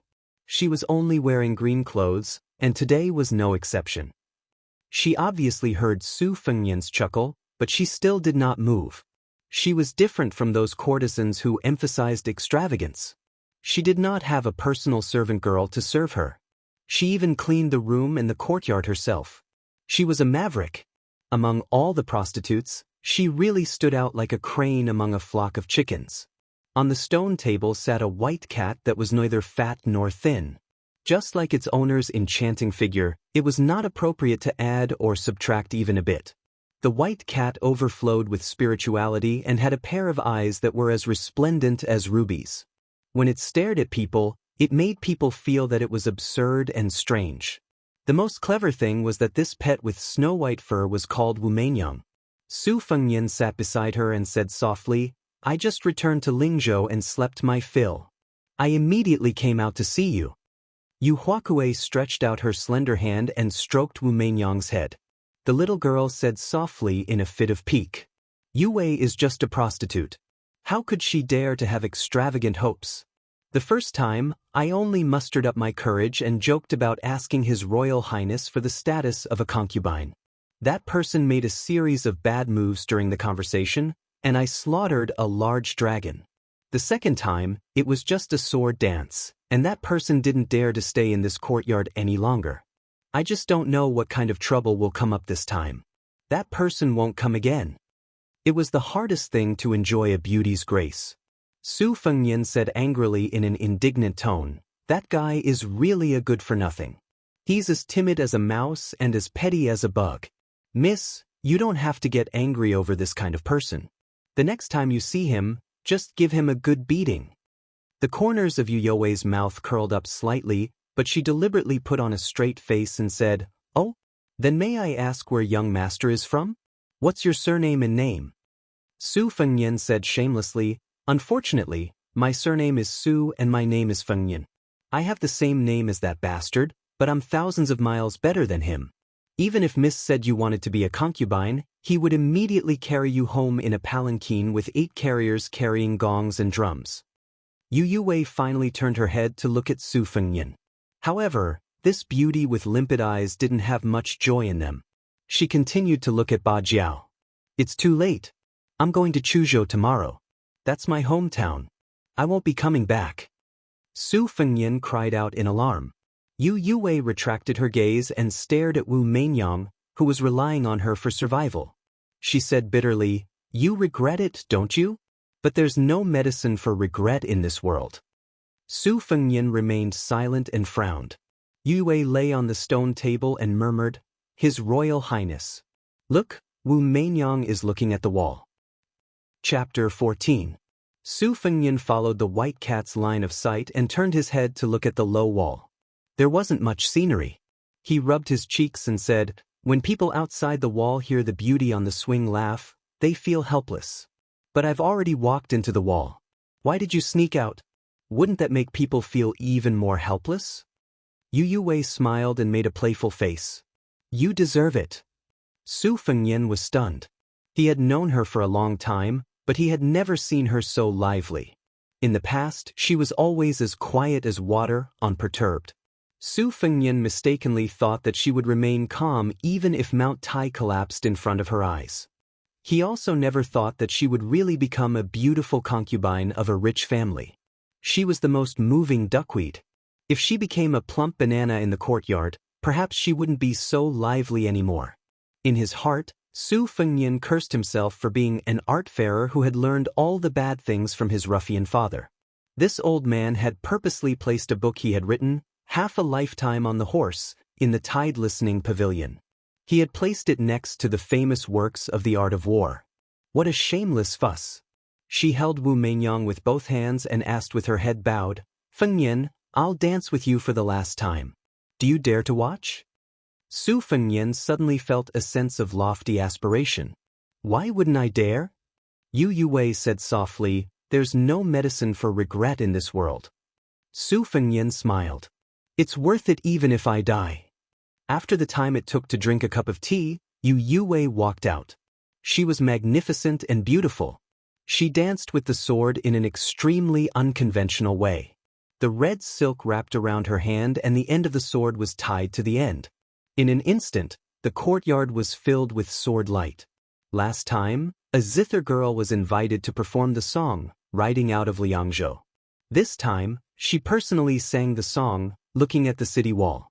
This poem was spread from the Xianxia Academy after the fall of West Chu. It didn't rhyme, but each word was sorrowful and indignant. It was ranked first among the mournful poems in the world. West Chu had a female gongsun. Her sword dance shook the world. The spectators were as dejected as the mountains, and the heavens and the earth bowed their heads for a long time. Among the 3,000 maids of the former emperor, Gongsun Jianqi ranked first. The flag of Great Phoenix City was lowered, and only the beautiful woman stood on top of the city wall.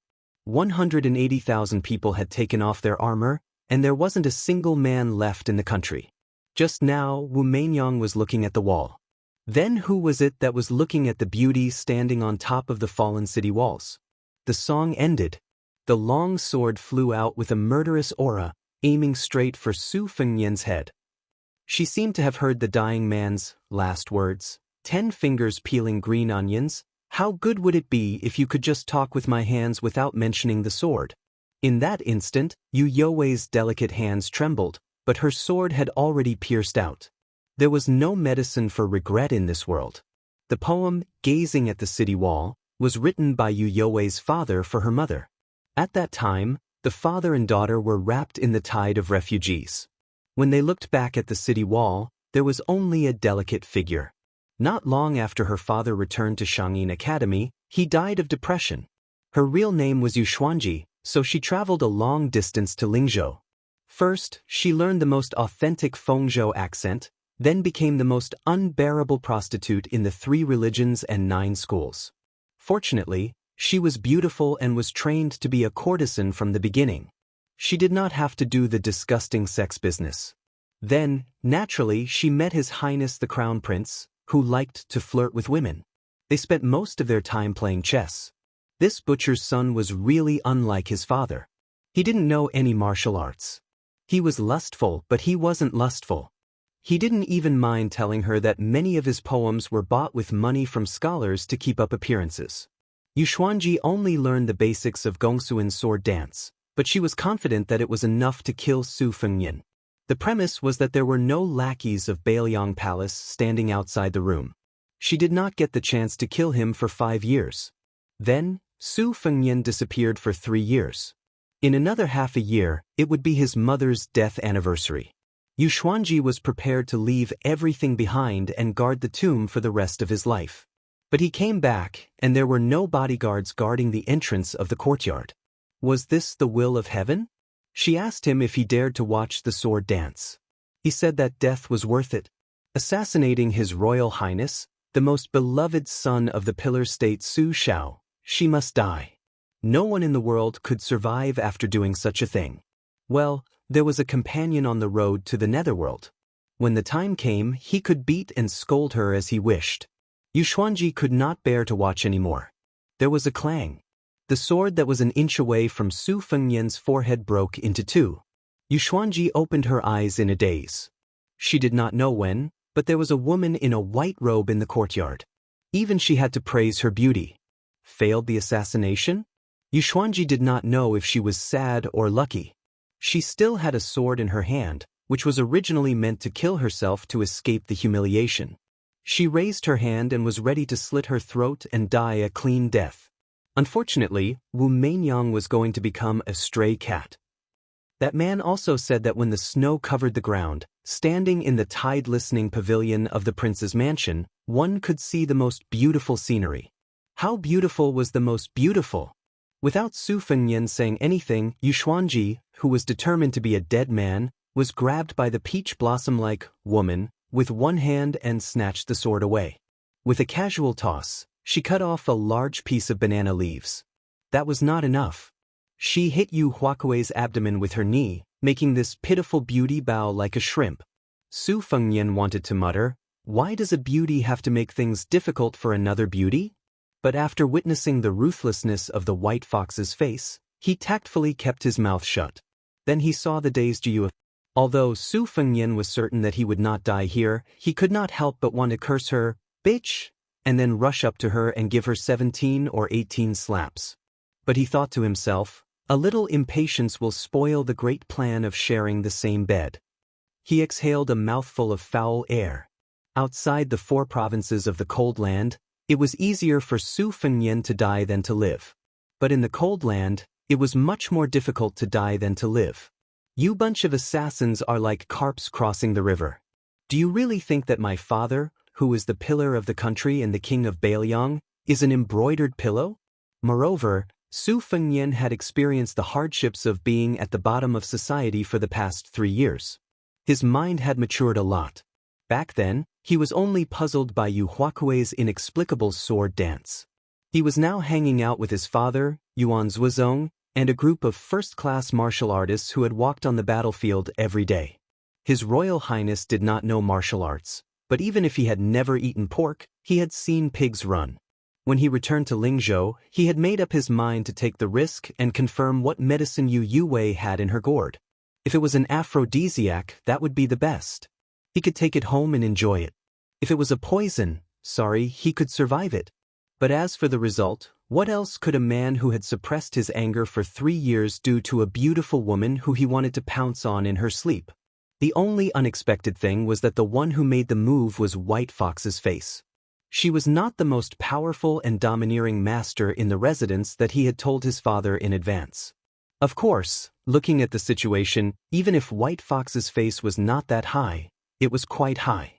Su Fengnian said shamelessly, "White Fox's face, do you have any techniques to make her lose her resistance? Like sealing her acupoints or something like that?" White Fox's face nodded and said, "There is something even simpler." She directly chopped Yu Huakuei's fair neck with her hand and knocked her unconscious.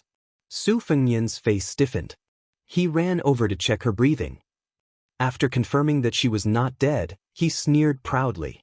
When he raised his head to look, White Fox's face had already disappeared. She indeed had the demeanor of a master. Su Fengnian carried the delicate body on his shoulder and carried it out of Zijin Tower. On this day, the news of His Royal Highness forced himself on Yu Hui began to spread like wildfire in Lingzhou City. Chapter 15. The rich playboys in Lingzhou City were in awe of His Highness' domineering attitude. After 3 years of seclusion, he had just returned to Lingzhou for a few days and he had already desecrated Yu Huakuei. Su Fengnian carried the lame assassin, whose real name was Yu Xuanji, back to the prince's mansion, followed by Li Hanlin, whose clothes were disheveled. Yan Qiji did not like to visit prostitutes. Just now, he was sitting upright and still, chatting with the elegant Hong Mian in the building. When he saw Brother Feng carrying Yu Huakui out after staying in the banana courtyard for a while, he secretly praised him for his domineering attitude. When they arrived at the prince's mansion, Li Hanlin took Yan Qiji to the White Dragon house. Su Fengnian threw Yu Yue onto the big bed in the inner room. He took a handful of satin and tied her hands and feet. Still worried, he tied another layer. He rummaged through the drawers and found the jade mud powder that Li Hanlin had used in the flower field. It was of a higher level than the knockout drugs and softening powder that were commonly used by flower thieves in Jianghu. The woman would be clear-headed after taking it, but her body would be as soft as a warm jade. It would be difficult for her to commit suicide by biting her tongue, but it would not stop her from moaning.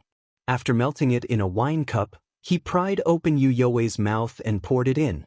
After that, Su Fengnian gave her a slap. A bright red handprint appeared on her tender cheeks. She did not wake up. Su Fengnian slapped her again and finally woke her up. Yu Xuanji opened her eyes. She did not struggle or resist. She closed her eyes again and softly said something that almost made Su Fengnian fly into a rage. His Royal Highness, move faster. I'll just pretend that I was bitten by a beast. Su Fengnian bent down and caressed her cold face that was red from the slap. He said with pity like a lover, "Does it hurt?" Yu Xuanji remained motionless. Su Fengnian did not put on any pretense. He picked up a book of erotic paintings that he had prepared in advance and drew them on silk. Accompanied by erotic words and intimate sentences, the paintings were vivid and lifelike. He flipped open one of the paintings and explained how to play with a delicate foot. Su Fengnian removed Yu Xuanji's socks. His movements did not stop as he said, "The delicate foot must be in the center. The length of the foot must be perfect, and there must not be one, and there must not be two. Your jade-like feet are so comfortable to touch. When winter comes, you'll be able to help me warm my bed. This leg." The erotic paintings say that it has the best features of a woman's curved eyebrows, the tips of her fingers, the roundness of her breasts, the color of her lips, and the privacy of her private parts. Do you think I should play with it for an hour or two? Yu Xuanji had a pair of beautiful feet that could be said to be of the highest quality. In the 5 years since she entered the profession, she did not need to work. She soaked in fragrant baths every day and took good care of every inch of her body. Because of the instinctive nervousness caused by Su Fengnian's teasing, the backs of her feet were curved like crescent moons. Su Fengnian was indeed a man of his word. When he said he would play with her for 2 hours, he did it. Especially when he stretched out a finger and stroked between Yu Huakui's 2 jade-like toes, he could clearly feel her suppressed trembling. Next, he climbed up and caressed Yu Xuanji's legs with the last layer of underwear between them. Her legs were slender and white. She was so elegant when she played with the sword. As expected, her legs were full of elasticity. After another hour, he did not take off his doo-doo to get straight to the point. Instead, he took off his clothes and lay down beside Yu Xuanji. He sucked on her earlobe. The beauty was already sweating profusely. Her eyes were hazy with tears. She bit her lips so hard that blood oozed out. Su Fengnian whispered in her ear, "City gazing, sword dance, Shangyin Academy. I don't believe that with the power of Bailiang Palace, I won't be able to uncover the secret behind your background. When the time comes, I'll destroy everything you care about. If you're alive, I'll kill you. If you're dead, I'll dig your grave. When I'm tired of you, I'll throw your corpse to the bottom of the lake. I'll ask the old Daoist of Wudong Mountain to perform a ritual so that you'll become a wandering ghost and won't be able to reincarnate. This is the consequence of going against me." Yu Xuanji's cheeks were filled with tears. Su Fengnian suddenly opened his hand and grabbed her chest. The gentleness from before was completely gone. Yu Xuanji felt a piercing pain.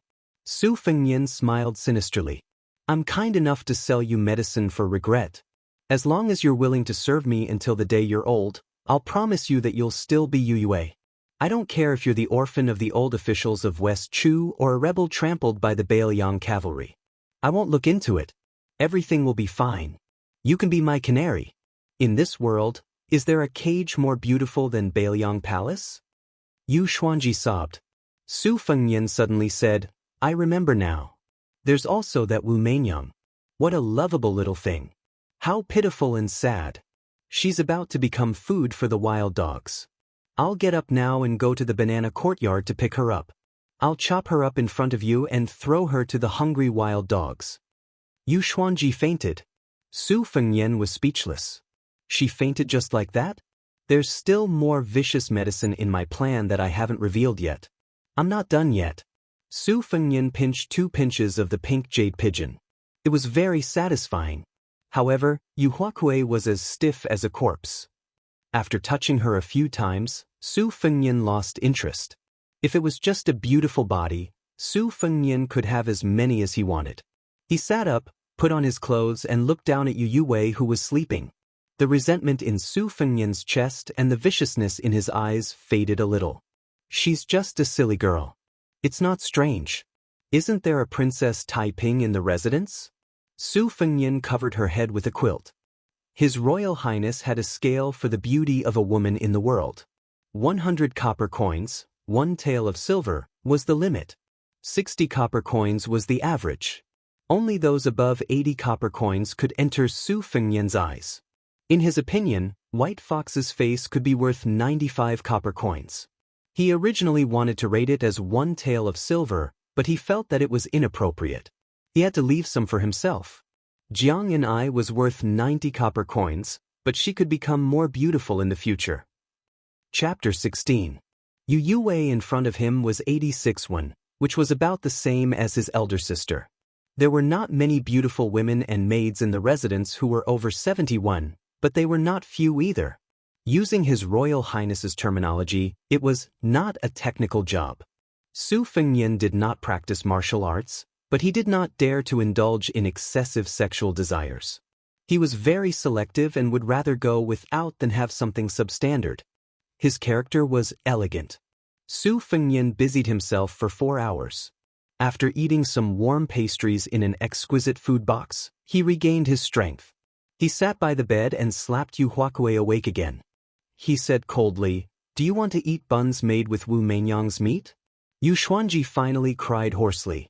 Su Fengnian rolled his eyes and said, I'm lying to you. I might as well tell you the truth. If I want to vent my anger, I'll just go against you and your family. After I throw you into the lake, I'll take care of Wu Meinyang for you. She'll definitely be white and fat. She stared at Su Fengnian in a daze. Su Fengnian sneered and said, When have I ever lied to you under the bed? She felt wronged and said, You're sitting on the bed right now. Su Fengnian flew into a rage out of humiliation. He suddenly stood up and said, Motherf asterisk her, I'm going to chop Wu Meinyang into minced meat right now. Just as he stood up, he heard Yu Yue say softly, I'll be your slave. From today onwards, I'm just Yue. Su Fengnian turned around and stared at Yu Huakue, who had a dead expression, and asked, Can I trust you? She closed her eyes and said bitterly, Then kill me first, and then kill Wu Meinyang. Su Fengnian hesitated for a moment before releasing her hands and feet. He then moved far away from her and said, You'll sleep here tonight. Tomorrow, I'll arrange a courtyard for you. You'll be my housewarming concubine. Don't expect a title. Without my permission, you're not allowed to walk around. She said calmly, I miss Wu Meinyang. That night, His Royal Highness sent people to the Purple Gold House to redeem Yue. Other than a white cat, nothing else was brought back to Bailiang Palace. The moon was bright and the stars were sparse. The two of them slowly walked up to the platform of the tide-listening pavilion, a strange combination. Su Xiao and Su Fengnian had attracted the attention of White Fox. Because the deceased Wang Fei believed in Buddhism all her life, there was a square Buddhist pagoda under the majestic platform, engraved with 8 plum blossoms. The body of the pagoda was shaped like a bowl, with a boat-shaped niche in the middle. Inside the niche, there was a Buddha sitting in a lotus position with a solemn expression. At the base of the pagoda, there were 8 stone carvings of Vajra holding up the pagoda. This building was undoubtedly the feng shui of Lingzhou city. Lingzhou lacked water, so the king of Bailiang, Su Xiao, used manpower to expand the lake into a sea, meaning water pen. The listening to the tide pavilion was tall and majestic, built near the water, gathering the spiritual energy of heaven and earth and absorbing the essence of the sun and moon. There were 3 horizontal plaques under the eaves of the first floor of the main pavilion. In the east, there was a plaque with 9 dragons, which was bestowed by the emperor. Before entering the pavilion, de Zhugua chuckled and said, "Saving Fengnian's life in exchange for Mr. Nangong's entry is a good deal for me." White Fox's expression was as usual, and she did not answer. When the door was pushed open, a huge white marble relief of the flying fairies of Dunhuang came into view. The flying fairies in the painting were as tall as real people. Even White Fox, who had seen a lot, was stunned for a moment. The slightly hunchbacked king of Bailiang, Su Shao, chuckled and introduced, "In the west hall of the first floor, there are 30,000 scrolls of martial arts in the world, which are not very valuable. I just collected them to occupy a place and add to the scholarly atmosphere of the 10,000 scrolls in the house. The second floor is a secret floor. In addition to the 4,000 unique scrolls of the yin-yang study, there are also 49 rare weapons in the world, which is my second daughter's favorite place. On the third floor, there are 20,000 scrolls of profound secret manuals.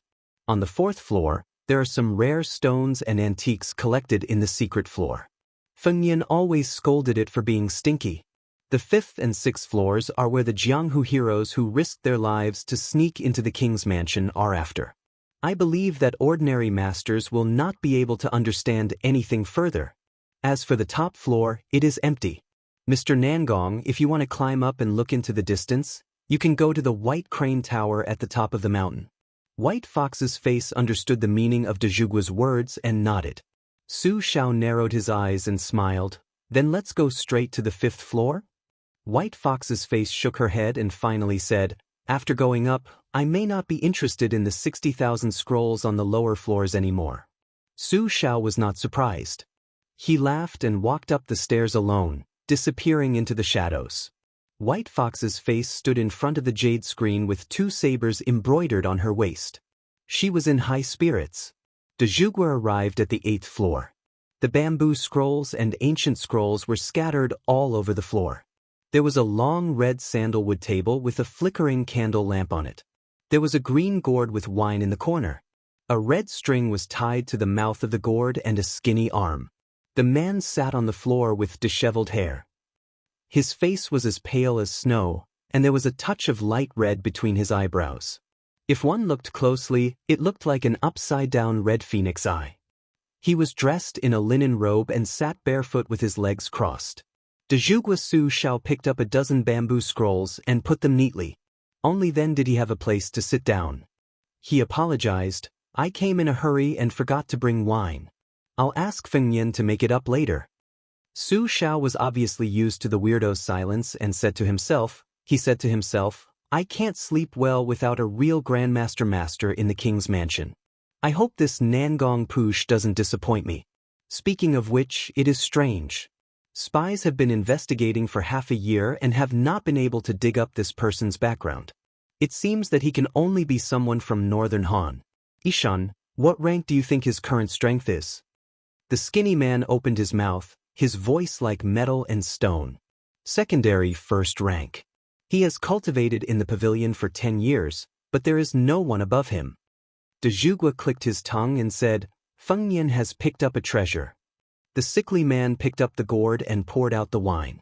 There was no more wine. He immediately lost interest and stopped writing, his eyes lifeless. Su Shao stood up and raised his head to look at the Earth Immortal painting on the southern wall.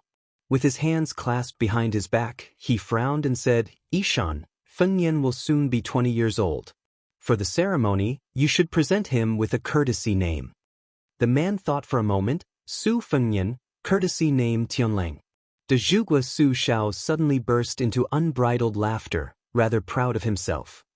Chapter 17. Light snow came after Lidong, but there was no snow during this season. This made His Royal Highness, who loved to drink warm wine and read forbidden books on snowy nights, very disappointed. White Fox's face had already stayed on the first floor of the Tide Listening Pavilion for half a day. She was in a trance, and her perseverance made Su Fengnian, who could not bear hardships, feel ashamed of his inferiority. However, this did not stop Su Fengnian from having fun in the prince's mansion. Courtesan Yu Yue settled down and lived in a secluded courtyard where two kinds of plants were planted overnight. The white cat, Wu Mainyang, seemed to be very satisfied with the new nest and had gained some weight. Su Fengnian gave Yu Yue the best mink fur coat and the most exquisite food, but he did not touch her smooth jade again. He deliberately kept a distance from her. That round Lucio was right. Raising a human was the same as raising an eagle. They had to be trained slowly. If they were too fast, they would lose their spiritual aura. If they were too slow, they would not be obedient. Everyone in the mansion knew that His Royal Highness liked to go boating on the lake alone. Every time he reached the center of the lake, he would throw down a few things. When the weather was warm, he would dive into the lake and only resurface after a long time. It was probably because the crown prince was naturally close to water. Today, Su Fengnian was very interested in being a boatman. He rowed the boat to the center of the lake and muttered a few words to himself. Then, he tied a few pieces of steaming roast venison to a stone and threw them down. Then he lay down on the small boat and enjoyed the warm winter sun. He was about to fall asleep when he heard a voice calling him while he was half awake. He sat up and saw a slender woman wearing a luxurious red fur coat standing in the pavilion by the shore. Several strangers were standing near the familiar slender figure. She waved her hand vigorously. Su Fengnian was pleasantly surprised. He rowed the boat back and jumped into the pavilion. In the end, he was hugged by the woman. Her fragrant lips nibbled on Su Fengnian's face. With a face full of rouge and lipstick marks, Su Fengnian affectionately called out, "Sister." In this world, the only person who dared to flirt with His Royal Highness was the eldest daughter of the Pillar State, Su Jihu. The two siblings had been very close since they were young. Before she got married, Su Fengnian was dragged to bed with her even when he was 12 or 13 years old. If it was said that the king of Bailiang, Su Shao, was the most protective of Su Fengnian, and Su Longxiang was the most obedient, then Su Fengnian was definitely the one who doted on him the most. As soon as Su Jihu received a letter from his father saying that his younger brother had returned to the city, he immediately rushed back to his mother's home with a group of servants. With tears in her eyes, she pinched her brother's cheeks, touched his head, and rubbed his shoulders. She even slapped Su Fengnian's but heavily without any scruples. Finally, she habitually reached for her brother's crotch. Su Fengnian said with a bitter face, "Sister, it's very good here. There's no need to check it. There are outsiders. These two people, who are they?"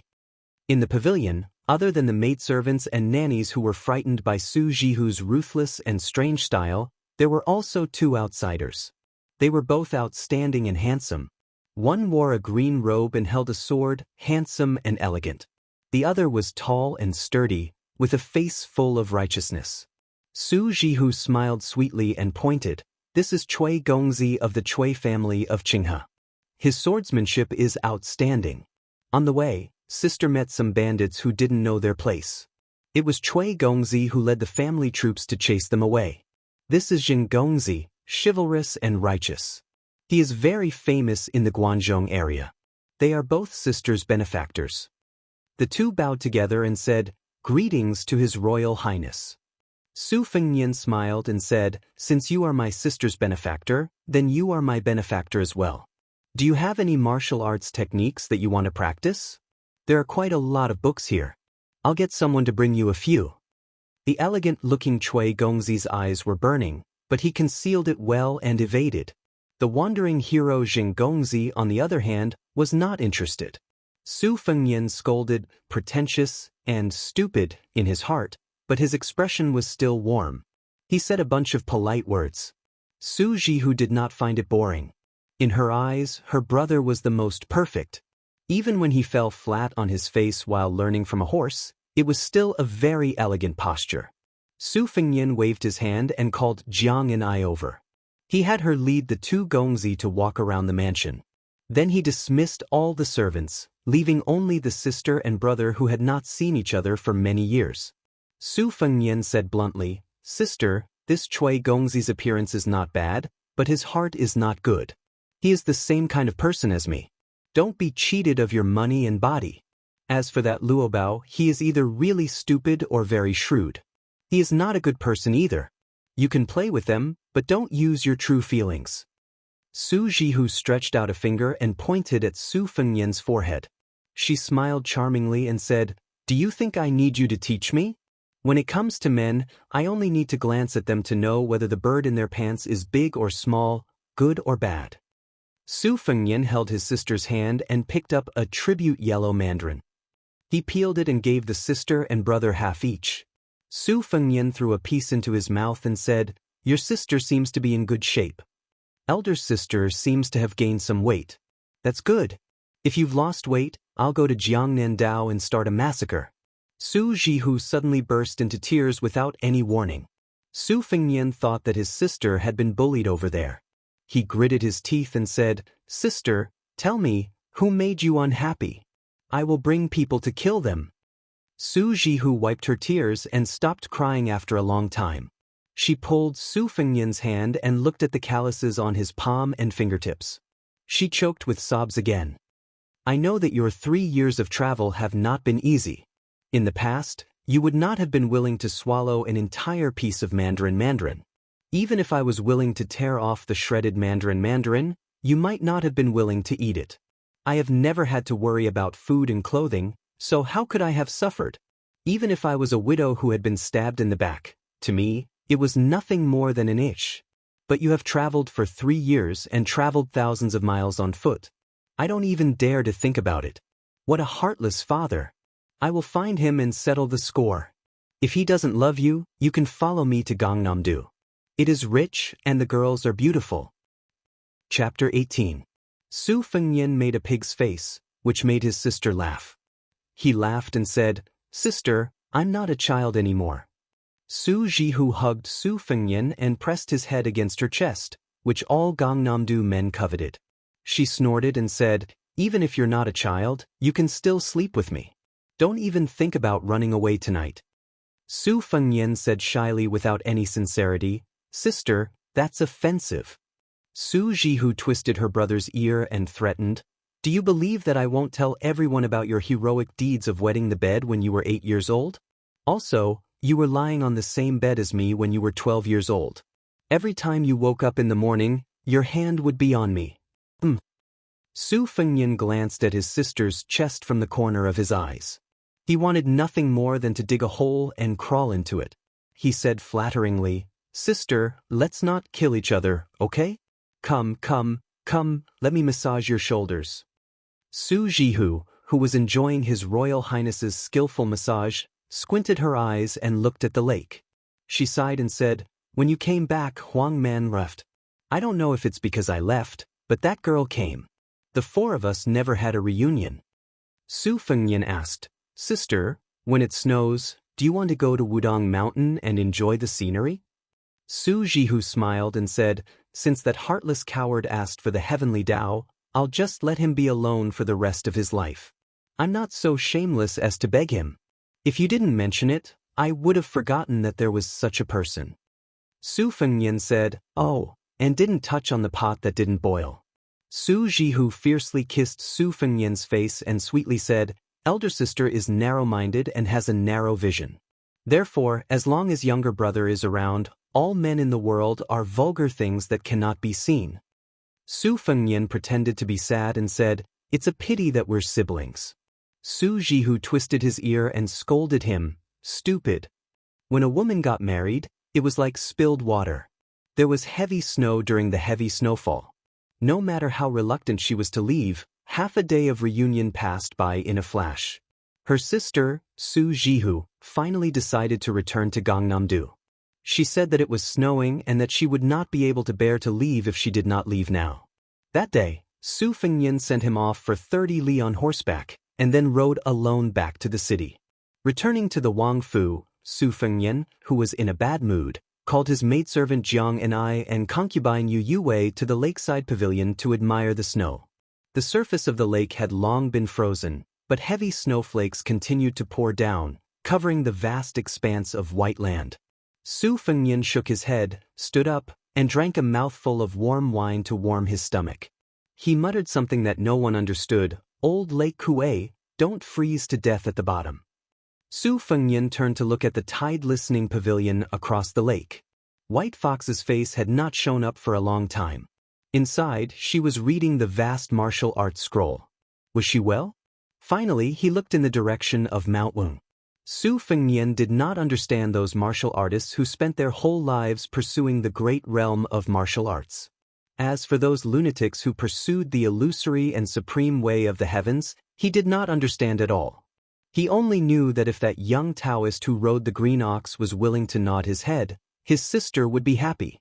Therefore, Su Fengnian did not have the slightest good impression of Mount Wudong, which had been passed down for thousands of years. His sister was narrow-minded, but he was narrow-minded. Su Fengnian poured a cup of warm wine for Jiang and I and handed it to her. She responded with a sneer.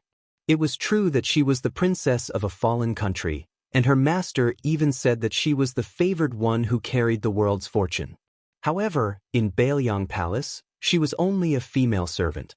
She had to follow the rules for food, clothing, housing, and transportation.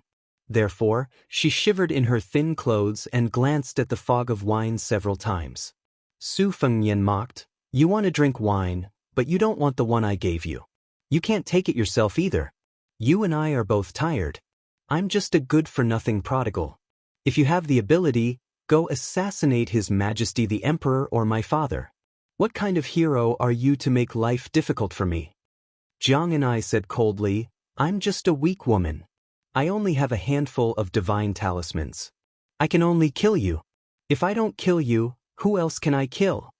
Su Fengnian was speechless. He drank a mouthful of wine and curled his lips. "Scoundrel. We're a good match." Jiang and I simply closed her eyes to rest. Yu Yuwei, who was holding Wu Mainyang in her arms, was very curious about the identity of this beautiful female servant. A white rainbow flew out of the pavilion. It landed in the lake not far from the tide-listening pavilion. For the first time, the white-robed White Fox's face pulled out the embroidered winter, spring, and thunder blades at the same time. The embroidered winter blade was 3 feet and 2 inches long and weighed 5 kilograms. The person who made the blade did not seek sharpness. On the contrary, he sought to blunt the blade. The spring thunder blade was 2 feet and 4 inches long and weighed only 1 kilogram and 3 kilograms. Its entire body was bluish-purple. It could easily cut through heavy armor. The embroidered winter blade rolled up 1,000 layers of snow. It was as if the heavy snow in the world was moving like a shadow, slanting toward the white-robed person who was moving swiftly on the lake. It was majestic and magnificent. The spring thunder blade was cold. The ice on the lake's surface split into nearly 100 astonishingly huge grooves. The wind and snow were confusing to the eyes. Su Fengnian, who had just picked up a cucumber and was gnawing on it, froze. He stared at the person and the 2 blades in the lake as if he was looking at an immortal. Gnawing on raw cucumbers and corn was a habit he had developed after traveling back and forth for 6,000 miles. To cater to His Royal Highness's tricky taste, he had prepared many raw cucumbers that were washed but not peeled. There were also some sweet corn. It was not a small expense to play with these things in this season. Jiang and I murmured, "What a beautiful woman." Compared to the female servant who had no lethality except for a divine talisman, Yu Yue, who had roughly learned the sword and had stayed in Shangyin Academy for some years, had better eyesight. The handsome person who was moving with the blade in the lake was definitely the most outstanding bladesman. The scenery in front of her was not inferior to the sword dance she saw when she was young. The white shadow moved forward in the snow. The 2 blades were incomparably powerful. Su Fengnian took a bite of the cucumber and said cheerfully, "This is the demeanor of a grandmaster." The wind and snow in the lake suddenly stopped. A resheathed short blade was thrown out. It drew a mysterious arc and stabbed into the snow in front of Su Fengnian. This year, during the heavy snow season, White Fox abandoned a spring thunder and went up to the 2nd floor. Chapter 19. Yu Yuwei went into seclusion again. As soon as she stepped into the tide-listening pavilion, the surface of the lake shattered completely. Not only that, the entire lake began to sway and countless koi fish leaped out of the water. Yu Yuwei was in a trance. Shangyin Academy taught all kinds of things, except for ghosts and gods. However, Yue did not believe that the strange scene in front of her was beyond human power. Even Jiang and I, who was used to seeing thousands of koi in the sky, frowned and could not figure out the reason. Su Fengyan pondered for a while and cursed under his breath. He threw the cucumber into the lake. The coachman Huang ran over with his hands in his sleeves. He was probably here to join in the fun. This old servant had a special status in the prince's mansion. He had no relatives or friends. However, because he had been raising horses for His Royal Highness and Second Commandery Princess for many years, even the sinister butler Shen would slow down and nod when he saw the old coachman. However, no matter who he met, Huang would always be silly and grin foolishly. Su Fengyan asked Huang to sit down. The surface of the lake had calmed down. He asked the servants to prepare a boat with a black awning and took Jiang and I, Yue, and Huang to the center of the lake to enjoy the snow. Huang was not interested. Other than feeding the horses, he would steal some time to drink some wine. Therefore, he was very happy and his old face was full of smiles. Inside the boat, Huang set up the stove and added some dry wood. The wine was not yellow rice wine, but a kind of local wine from Lingzhou. It was a new wine brewed by the prince's mansion outside of the prince's mansion. There were unsightly wine dregs on the surface of the wine. It was slightly green and thin like ants. Some poor people in Lingzhou who could not afford good wine called it green ant wine. They did not pay much attention to it, but the pillar state liked it. The green ant wine became famous because of the first line of Younger Brother Appreciating the Snow, written by the second commandery princess of Bailiang Palace when she was 10 years old. Green ant new fermented wine, red clay small stove. It was praised by scholars and then spread widely. Many talkers in the capital were shocked by it. For a time, there was a trend of warm green ant wine in winter. The second son of the king of Bailiang, Su Shao, was Su Fengyan, Su Longxiang. Of the two daughters, the eldest was Su Jihu, and the second was Su Weisheng. The name, Second Commandery Princess, did not sound feminine at all. She had been intelligent since she was a child. Her swordsmanship was good, and her poetry was even more amazing. She had a broad mind. When she was 16 years old, she entered the Shangyin Academy to study. She studied the classics and weathering art with Han Guzi. The only imperfection was that although Second Commandery Princess was stunning, her appearance was ordinary. She was not as beautiful as First Commandery Princess and His Royal Highness. Jiang and I still did not drink because she hated the green ant wine. She hated everything related to that woman. Her hatred was second only to Su Fengyan. Yue drank a few bowls, and Su Fengyan and old Huang drank the rest. The atmosphere at the Tide Listening Pavilion was tense as if they were facing a formidable enemy. De Zhugua, who was wearing a thick fox fur coat, waved his hand when he saw them boarding the boat. The 6 or 7 shadow masters in the mansion slowly retreated, and 3 of the 5 guards came out. Su Fengyan, who was drunk, pointed at Jiang and I and then at Yu. He laughed and said, "You and you, we have no grudges against each other, but you make it so that we can't live under the same sky. Kill me?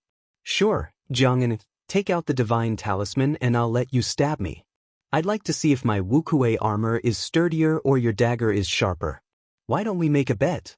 If you win, we don't need to talk about the result. If I win, you give me a smile. What do you think, Princess Taiping? Is this a good deal?" Jiang and I narrowed her beautiful eyes, eager to try. Jiang. Divine talisman. Princess Taiping. Yue, whose mother was a sword attendant of the former emperor and whose father was a retired official in West Chu, trembled her hand, causing Wu Meinyang to yell lazily in her arms. Su Fengyan threw away the golden fox fur coat and tore open the lapel inside, revealing the navy blue armor that he was reluctant to take off after returning from his travels. He opened his chest and said, "Come, stab me."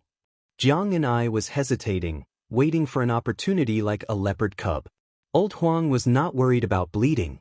The eldest young master had suffered a loss because of his lack of Jianghu experience. Later, he became more and more cunning. In the end, she gave up the tempting opportunity and sneered, "You'll do a losing deal? I'd rather believe in a ghost than you." Su Fengnian quickly put on his clothes and put on the fox fur coat again. He laughed and said, Fortunately. I was so scared that I broke out in a cold sweat. As expected, I can't drink too much wine. Old Huang, go row the boat. Let's go back and save our lives from the gates of hell. Jiang Ni's eyes were full of vexation. Old Huang was happy with the young master. When they got ashore, Jiang and I left resentfully. Yu Wei did not put on the mink fur coat he sent to the courtyard. Instead, she gave her the fox fur coat that was the only luxurious one in the entire prince's mansion. She patted Wu Meinyang's head and said casually, You learned the Fengzhou accent to fool people, but in the banana courtyard, a small test exposed you. On the boat, a half-real and half-fake Princess Taiping of West Chu hooked your foxtail. Yu Wei, you're really not suitable to be an assassin. In the future, you should be content to be a caged canary. Look, I didn't lie to you. There's an extremely beautiful snowy scenery here. After saying this, Su Fengnian shouted the jargon of the bandits. The wind is tight, let's go. Then he ran away with his servant, Old Huang. Yu Wei, who was wearing the golden fur coat, stood in place. It was hard to tell whether she was wearing the fox fur coat or the wind and snow. In the 6th year of the Liang dynasty, on the 28th of the lunar calendar, the king of Bailiang, Su Shao, and the crown prince, Su Fengnian, set out at dawn. Except for Chen Jibao and Chu Lushan, the other 4 adopted sons followed. 300 cavalrymen majestically headed for Mount Jihua in Kunzu. Chapter 20. Although this mountain was the place of Ksitigarbha Bodhisattva, the Liang dynasty had always worshipped Taoism and suppressed Buddhism. Mount Jihua was located in a remote area and there were no temples or Buddhas to worship. Most importantly, de Zhugwa had deliberately expelled random believers, making Mount Jihua seem particularly lonely. There was a 1,000 Buddha pavilion at the top of the mountain with a huge bell on the roof. The ringing of the bell here was very particular. It was rung 108 times a day, not more, not less. There were also bells in the morning and evening. Each time, it would be rung 18 times, then 18 times, then 18 times at a leisurely pace. It was repeated twice, a total of 108 times a day, which corresponded to the 24 solar terms and 72 climates in the 12th month of the year. After the death of the princess, Su Shao, who had never taken a concubine in his life, even made up his mind to never marry again. Every year, he would personally come to 1,000 Buddha Pavilion at the top of the mountain and ring the bell in the morning and evening. Before entering the mountain gate, everyone tacitly took off their armor and dismounted. Su Shao and Su Fengnian walked side by side. The 4 adopted sons, Yuan Zuozong, Yi Shizhen, Yao Jian and Qi Dangwa kept a distance, not daring to cross the line. Among the 4, Zuoxiong was the vanguard general who could easily take the head of a general in the midst of thousands of troops. His martial arts were superb, and he was also outstanding in marching troops. Yi Shizhen was a Confucian general who was good at scheming and strategizing behind the scenes. He was the opposite of Lu Qiu, who liked to scheme behind the scenes. Yao Jian was from a side branch of Taoism and was good at searching for dragons. He always carried a green capsule scripture of geography with him and liked to squat on the ground and chew the soil when he was free. Qi Dangwa was the bearer of the Bailiang cavalry's flag with the word Su. As for the head of the 6, Chen Jibao, he was known as the villain butcher. His achievements in his life could be seen from a single leaf. That night, the 6 of them stayed at the ancient temple at the top of the mountain. On the 29th day of the lunar calendar, de Zhugwa Su Shao rang the bell 108 times. Before going down the mountain, Su Shao and Su Fengnian stood in the corridor of 1,000 Buddha Pavilion at dusk. De Zhugwa said softly, After your coronation, you will be the one to ring the bell in the future. Su Fengnian nodded. The mountain wind suddenly rose, and the sea of clouds drifted away in the twilight. The mountain ranges and ridges were like immortal islands in the sea. The mountain wind rose again, and they were hidden in the waves of the sea of clouds. The atmosphere was majestic. Occasionally, dozens of mushroom-shaped cloud pillars would be stirred up from the sea of clouds. They would soar into the sky and slowly fall down, turning into wisps of floating clouds. This was a unique scene of Mount Jihua. Su Xiao stretched out his hand and pointed at the mysterious scene. Very few people can live a smooth life for decades. Ups and downs are the norm. The few officials in the imperial court who already have one foot in the coffin are no exception. Your father's glory and splendor was obtained through countless gambles, so the most taboo was for others to say that the higher one climbs, the harder one falls. He was afraid that if he fell, he would implicate the few of you and not be able to get up. Being a military general and being bestowed the title of king is already the pinnacle. Being a civil official and being a pillar of the country is also the pinnacle. This kind of monstrous honor can be counted on one's fingers in the Liang dynasty's history. In the eyes of the father and son, the scene was like the waves of the sea, like a snowball rolling on the ground. The voice of the country's pillar of the country was mellow and honest, revealing a strong flavor unique to the green ant wine. There are only you and me here, and at most your mother in heaven. There are no outsiders, so I'll be frank. Li Yishan was right. It's easy to succeed, but difficult to retreat. I'm already riding a tiger and can't get off. 3 years ago, the imperial court wanted to summon you to the capital. His Majesty even wanted to betroth the most favored 12th princess to you. At that time, you would enter the capital and become the prince consort, but in reality, you would be a hostage. However, I declined and asked you to travel for 3 years and walk 6,000 miles to shut the mouth of the imperial court. But this was still a temporary solution. I'm waiting. If His Majesty still refuses to give up, humph. Su Xiao killed people at the age of 10 with a knife. After 40 years of military service, he hasn't read many moral articles. At that time, don't blame Su Xiao for being disloyal and unrighteous. There are 300,000 Bailiang cavalry under the banner of Su Wang. Who would dare to fight them head-on? With a bitter laugh, Su Fengyan said, "Old father, I have no interest in the emperor's throne. You're already so old, don't work so hard to conquer the world so that your son can be the emperor. How foolish. If I become the emperor, it won't necessarily be more comfortable than being the heir apparent." Su Xiao angrily said, "Then you're willing to be the dog fart prince consort? Like that woman surnamed you and become a caged sparrow?" Su Fengyan rolled his eyes and said, "Even if you rebel, you can't be the old emperor. Liang Di has never had the feng shui of a dragon. When has there ever been a person who unified the world?" Su Xiao sighed and said, "Li Shan also said the same thing. If you were just a good-for-nothing like Li Hanlin, then father wouldn't care. There's no harm in being the prince consort. Living under someone else's roof, at least under the eaves of the imperial palace. Before your second sister went to Shangyin Academy, she told me something that hit the nail on the head. A family clan looks luxuriant and graceful on the surface, but it's useless. Most of the time, it's hollow on the inside. It's especially worrying that there won't be any successors. The more wealthy and powerful a family is, the worse it will be if each generation of descendants becomes worse than the last. That's why father isn't afraid of you squandering money.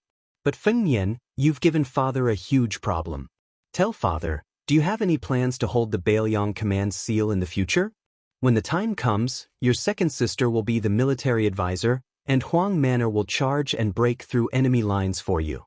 Together with father's 6 adopted sons, even if father dies, the 300,000 cavalry won't fall into chaos or disperse." Su Fengyan asked in return, "What do you think?"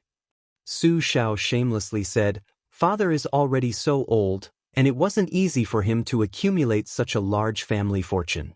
You unfilial son, no matter what, shouldn't you leave father with something to remember?" Su Fengyan said boldly, "Well, that's not a problem at all. Isn't it just squandering money? That's my specialty." At that moment, De Zhugu's hunched back seemed to quietly straighten. Chapter 21. Usually, once he got bored of the women outside, Su Fengyan would go to the tide listening pavilion to ask for advice from his master, Li Yishan, or go to the second floor to search for 1 or 2 secret manuals of the secret sect, and then go back to his room to learn. But after White Fox's face settled in, Su Fengyan did not disturb this guy's closed-door training. The prince's mansion was decorated with lanterns and colored banners, and it was very festive. There were no less than 600 big red lanterns. Therefore, Su Fengnian had been fighting for justice for those assassins. Even if they were good at Qinggong and managed to sneak into the prince's mansion, it was still not easy to find Su Xiao.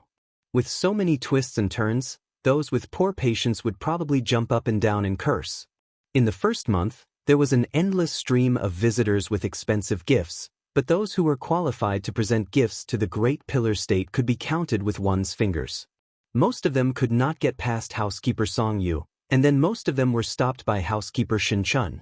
The rest were high-ranking officials like Li Hanlin and Yan Qiji's father or family friends. These old foxes had always prepared double the gifts. It was obvious that they knew the rules of the Northern Liang Prince's residence. Unless it was a matter of national affairs, the Crown Prince's words were the most accurate. Su Fengnian naturally did not refuse any of them. He also called them uncle and uncle diligently, and became more familiar with the ways of the world. Lantern Festival. Su Fengnian brought a group of evil servants and evil dogs to the famous Kejia Alley in Lingzhou to see the colorful lanterns. The Lantern Festival had always been a good time to enjoy the lanterns, the moon, and the beauties. After 3 years of exile, Prince Su had gained a lot of knowledge. Not only did he master a lot of the vulgar slang of various provinces, he also heard a lot of wise sayings, such as, "Where there are women, there will be jianghu." The number of times that Su Fengnian had fought with others for the sake of a girl could not be counted with both hands and feet. One had to count Li Hanlin, Kong Wuqi, and a few other bastards to barely count.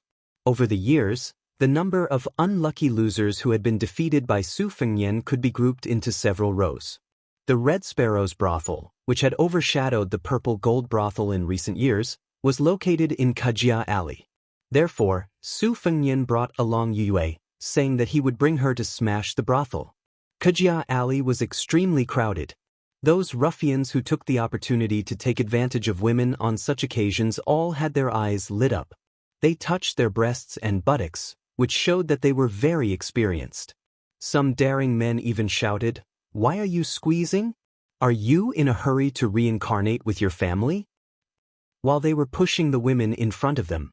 If they were lucky enough to meet a coquettish woman in heat, they might even cooperate with them. Life was full of all kinds of weird and motley things. When Su Fengnian was young, he often did this kind of thing with Li Hanlin. However, at that time, when his sisters turned around and saw that he was an elegant and handsome youth, most of them did not care. No matter where Su Fengnian went, they automatically made a path for him. No one was brave enough to take advantage of Yu Yokue. Su Fengnian was not interested in guessing riddles, but a couple in front of him had piqued his interest. The young man was dressed luxuriously. He was wearing a bright red and gold tunic with azure and silver embroidered sleeves. There was a suet jade belt around his waist, but he did not carry a sword. The woman had a graceful figure, and her back was graceful. She did not speak much, and it was the man who did the talking. "Sister Fan, you women are all made of water, and the rest of the men are made of mud. Therefore, when I see women, I feel refreshed, but when I see men, I feel turbid and pungent. Sister Fan, when will you agree to let me eat the rouge on your mouth?" When Su Fengnian heard this, he was annoyed. "Damn it, coffin ghost," he sped up without saying anything and kicked the young master's butt. He was a weak man, so he fell forward in an instant. Su Fengnian followed and stomped on him. The young master did not have time to shout before Su Fengnian kicked him in the mouth. His extremely beautiful face was immediately covered in blood and dust. Su Fengnian did not stop moving his feet. He laughed and said, "Don't you think that a body made of mud is unbearably filthy? Aren't you also made of mud? Why don't you go hang yourself? You still want to eat a woman's rouge? Do you want to eat a **T? The evil slaves, who wished for the world to be in chaos, cheered loudly. They praised His Royal Highness as if he was even more vigorous and lively than the world's #1 expert. Sister Fan, who was mentioned by the handsome young master, was at a loss. Her limpid eyes widened, and she held her chest, looking delicate and pitiful. Su Fengnian was tired of stomping, so the next step was naturally to release the dogs and evil slaves. He ordered, "Throw this guy into the cesspool." The two evil slaves, who were used to doing dirty things, walked over with a sinister smile. They each lifted a leg and dragged the elegant and refined young master away from Kajia Alley. Sister Fan's tears were sparkling, and she said in a trembling voice, "Brother Lin was last year's third place in the imperial examination." Third place? Su Fengnian turned to face the sickly young lady. The difference in treatment was like heaven and earth. He smiled gently and said, "Sister Fan, it's good to be the top scholar. Otherwise, you're not worthy of this young master's famous Jianghu deadly 18 kicks." The young lady seemed to be frightened. She held her chest and gasped for breath. Her face was pale. Su Fengnian originally wanted to ask where the young lady was from, but seeing the situation, he did not want to scare the young lady. He only advised her, "Sister Fan, when Lin Tanhua climbs out of the cesspool, tell him to stop eating rouge. Be careful that he doesn't become the rabbit master of Fengzhou's Li Hanlin." Then he took Yu Yue, who did not know whether to laugh or cry, and the proud, evil slaves and left. When the Red Sparrow brothel heard that His Royal Highness was coming, they trembled with fear like mice seeing a cat. Su Fengnian did not enter the brothel. He only had one of the evil slaves take out a seal from the government and run over to stick it on the red lacquer door. The brothel keeper of the Red Sparrow brothel, who was known as Lingzhou's #1 brothel keeper, walked over to Su Fengnian as if her parents had died. She wiped away her tears and carefully asked, "His Royal Highness, what is the reason for this? If the Red Sparrow brothel has not treated you well, Your Highness can just kick me a few times." "Your Highness, please wait a moment. The Red Sparrow brothel will immediately have a few courtesans dress Your Highness." Su Fengnian sneered with a straight face. "I've heard that 3 years ago when I was just a few dozen miles away from Lingzhou, the Red Sparrow's brothel celebrated without restraint until dawn. I've heard that the entire Nanhui River is fragrant. Can you drink 100 jars of fine wine? Could you earn 100,000 taels of silver?" The brothel keeper explained with a sad face, "Your Highness, please understand. The Red Sparrow brothel is only a small business. How could we dare to refuse a guest?" Su Fengnian was amused and said sincerely, "You have your difficulties. I understand, but what should be done is done. Don't worry, the Red Sparrow brothel is not the only brothel that is in trouble. Those who drank wine and sought pleasure here 3 years ago will be dealt with one by one. If the Red Sparrow brothel wants to open its doors, first chase that Lu Ke, who mocked Yu Yue, out of Lingzhou. After a year and a half, when my anger has subsided, you will be able to do business." The brothel keeper, who had learned from Gangnam-do to raise skinny horses to make money, still wanted to plead, but His Royal Highness impatiently turned around and left. He only turned his head and smiled at the awake Yu Huakue. "Did you vent your anger?" Yu Huakue had learned from her ancestor, Li Yuan. She left the brothel when she was at her most attractive. Her oval-shaped face was slightly plumper as she hugged Wu Mainyang, who had gained 5 to 6 caddies in just one winter, and did not say anything. On the way to the Lion Bridge by the Nanhui River to admire the lanterns, His Royal Highness, who was ignorant and incompetent, quietly asked, "Yue, just now I wanted to describe the actions of those bastards in the Red Sparrow brothel as a celebration. Is it appropriate?" Yu Yue's eyes flashed with the subtle scene of green ants on the surface of a new bottle of wine, but her tone was very calm as she said, "It's not appropriate." Su Fengnian was pleased with himself. Fortunately, Lingzhou's 13-hole Lion Bridge was almost synonymous with Kajia Alley. There were 3 strange things about this bridge. The first strange thing was called the Lion Bridge.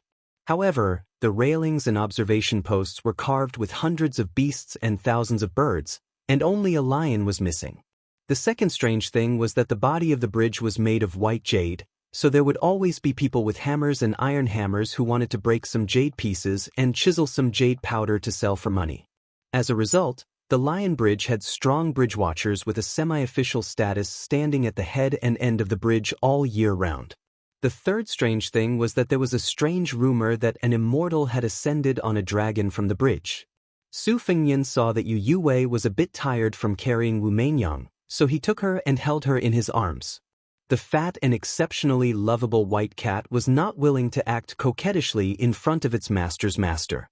Even its cold expression was exactly the same as Yu Yue's. Su Fengnian, who was holding a stick of sugar-coated haws, didn't mind. He took a bite and suddenly asked, "What do you think that young master who loves to eat rouge can't swim? If he's covered in feces and urine, how is he going to go home after getting out of the manure pit?" Yu Wei didn't want to answer this question, especially since she was still holding a sweet dish of carved phoenix with syrup in her hand. Su Fengnian's thoughts went astray. It didn't matter whether that young master could swim or not, because he was standing in a latrine pit and wouldn't crawl out even if he was beaten to death. He didn't want his fairy-like Sister Fan to see a Lin Tanhua covered in feces. Sister Fan stood not far away and frowned, persuading him with soft words. It wasn't until the Lantern Festival ended that she finally convinced Lin Tanhua to crawl out of the latrine pit. As for how he would go back, it would be another period of bitterness that he was destined to never be able to remember. This unexpected calamity caused Master Lin, who was supposed to visit his family's elder the next day, to postpone his visit by nearly half a day. When he finally mustered up the courage to go out and meet them, he found out that the elder, who had a very shallow relationship but held the court's first-class official weapon, had already left the city to patrol the border. Thus, he simply took Sister Fan to Mount Wudong to relax. Chapter 22. Hibernation. Spring thunder sprouted, all living things awakened, and hibernating insects broke out of the ground. The scenery of Bailiang Palace wrapped in silver was incomparably beautiful.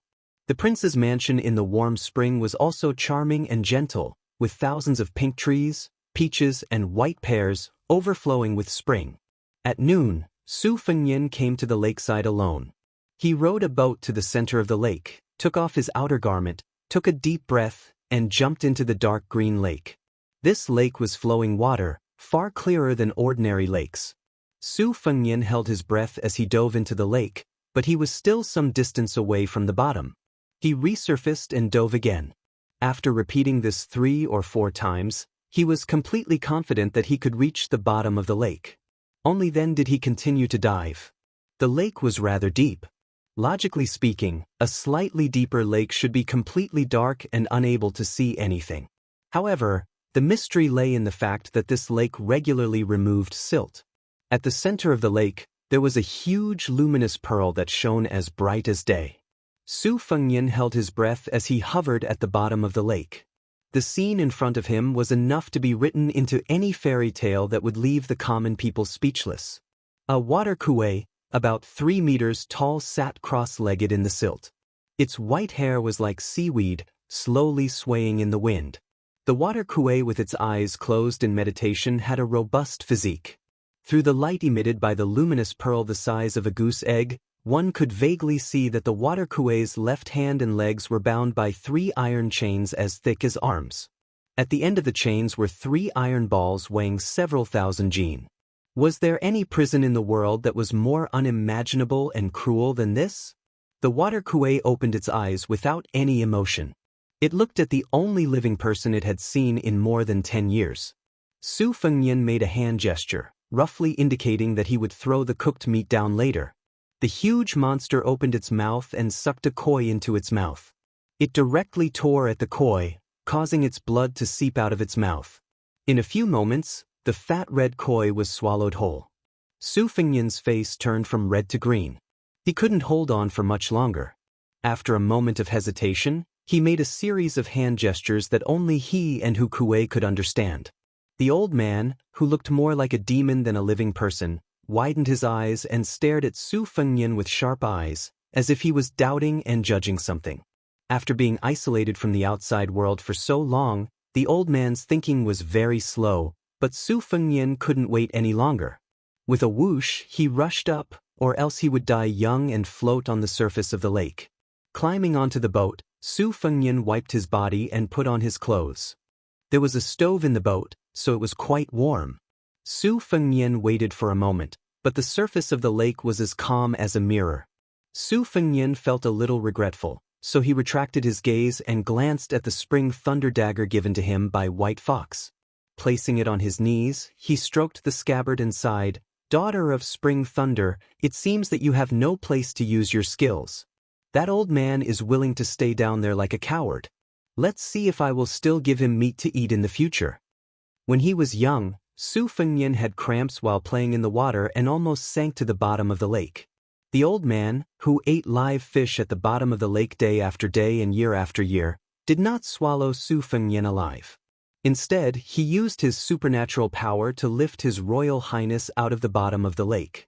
Since then, Su Fengnian had developed the habit of throwing cooked meat into the lake as a way to repay his kindness. When he was in a bad mood, he would also dive to the bottom of the lake and look at the old man sitting at the bottom of the lake. He would feel that life was actually very beautiful. At first, he thought that the old man was a demon who was punished by the heavens, but when he grew up, he realized that he was a human who also needed to eat. However, Su Fengnian couldn't figure out how to breathe under the lake for more than 10 years. Wouldn't he suffocate to death? Then what realm did his inner strength reach? For this reason, Su Fengnian specially went to the Tide Listening Pavilion and flipped through the ancient martial arts books about holding one's breath. He only found the 2 words, embryonic breathing, in a Taoist secret scripture that corresponded relatively well. However, Su Fengnian was no stranger to Mount Wudong. He had never heard of any expert on the mountain who could achieve such a wonderful, black tortoise fixation. His Royal Highness, who did not have a good impression of Taoist priests, believed that the Taoist scriptures, pulse stops, qi stops, embryonic growth begins, and, if you want to live forever, your spirit and qi must converge, were just words used by the immortals to deceive the world. His master, Li Yishan, had clearly said that there were no ghosts or gods in the world. The limit for a Taoist priest was to abstain from eating for 3 years. There was absolutely no possibility of ascending to immortality. His Royal Highness, who had left in high spirits but returned in disappointment, carried the spring thunder ashore. He took out his saber and chopped off 4 or 5 willow branches full of yellow buds. He wrapped them around his head and swung the spring thunder back and forth in a leisurely stroll. Outside the prince's mansion, a handsome man with a face as delicate as a peach petal threw himself at the nameplate. The gatekeeper of the prince's mansion had long trained his discerning eyes. He immediately weighed the weight of the nameplate in his hand. He lowered his head and took a closer look. It was the young master of the Lin family from the Qiao kingdom of Hedong. This family was not considered a first-rate aristocratic family in the dynasty, but it had some connections with the prince's mansion. The Lin family's eldest son originally had the opportunity to marry the eldest princess, so the gatekeeper did not dare to neglect him. He withdrew his initial coldness and smiled slightly. He asked the young master to wait for a moment and immediately went to report. The young master of the Lin family had become a scenery along the way. Her delicate body could not be considered extremely beautiful, but the aura she exuded was a rare charm in the valiant cold land. It was unknown whether it was because she was weak or because she was walking too fast, but her smooth forehead was covered in sweat. The young master of the Lin family felt sorry for her, but he really did not have the courage to mention it to the housekeeper of the mansion. The Lin family from the Qiao kingdom of Hedong was not at the top of the county. Compared to the colossus of the Bailiang Palace, they were not even worth mentioning. As the saying goes, the prime minister's gatekeeper is a third-rank official. Even though he had taken 3rd place in the imperial examination last year and had seen all the flowers in the capital with the top scholar and 2nd place on horseback, when he came to the Bailiang Palace, he did not dare to be arrogant. Chapter 23. The 2nd-ranked steward led them to the Phoenix Rites Pavilion and walked along the lakeside path. As a result, the 3rd-ranked steward saw someone he definitely did not want to see. That person slowly walked over.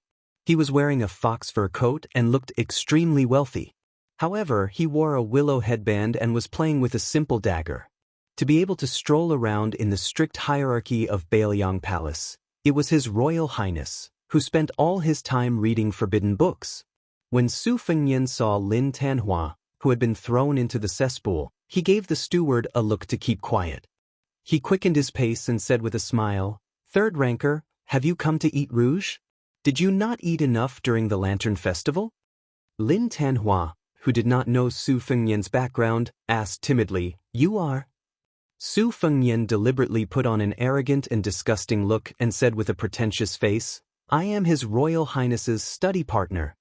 Lin Tanhua, who originally thought that he had met a local tyrant of an aristocratic family during the Lantern Festival, was relieved. His expression was awkward. Although the bastard in front of him was not a descendant of a rich family, he was close to his highness. Even if Lin Tanhua did not know much about worldly affairs, he still knew the pros and cons.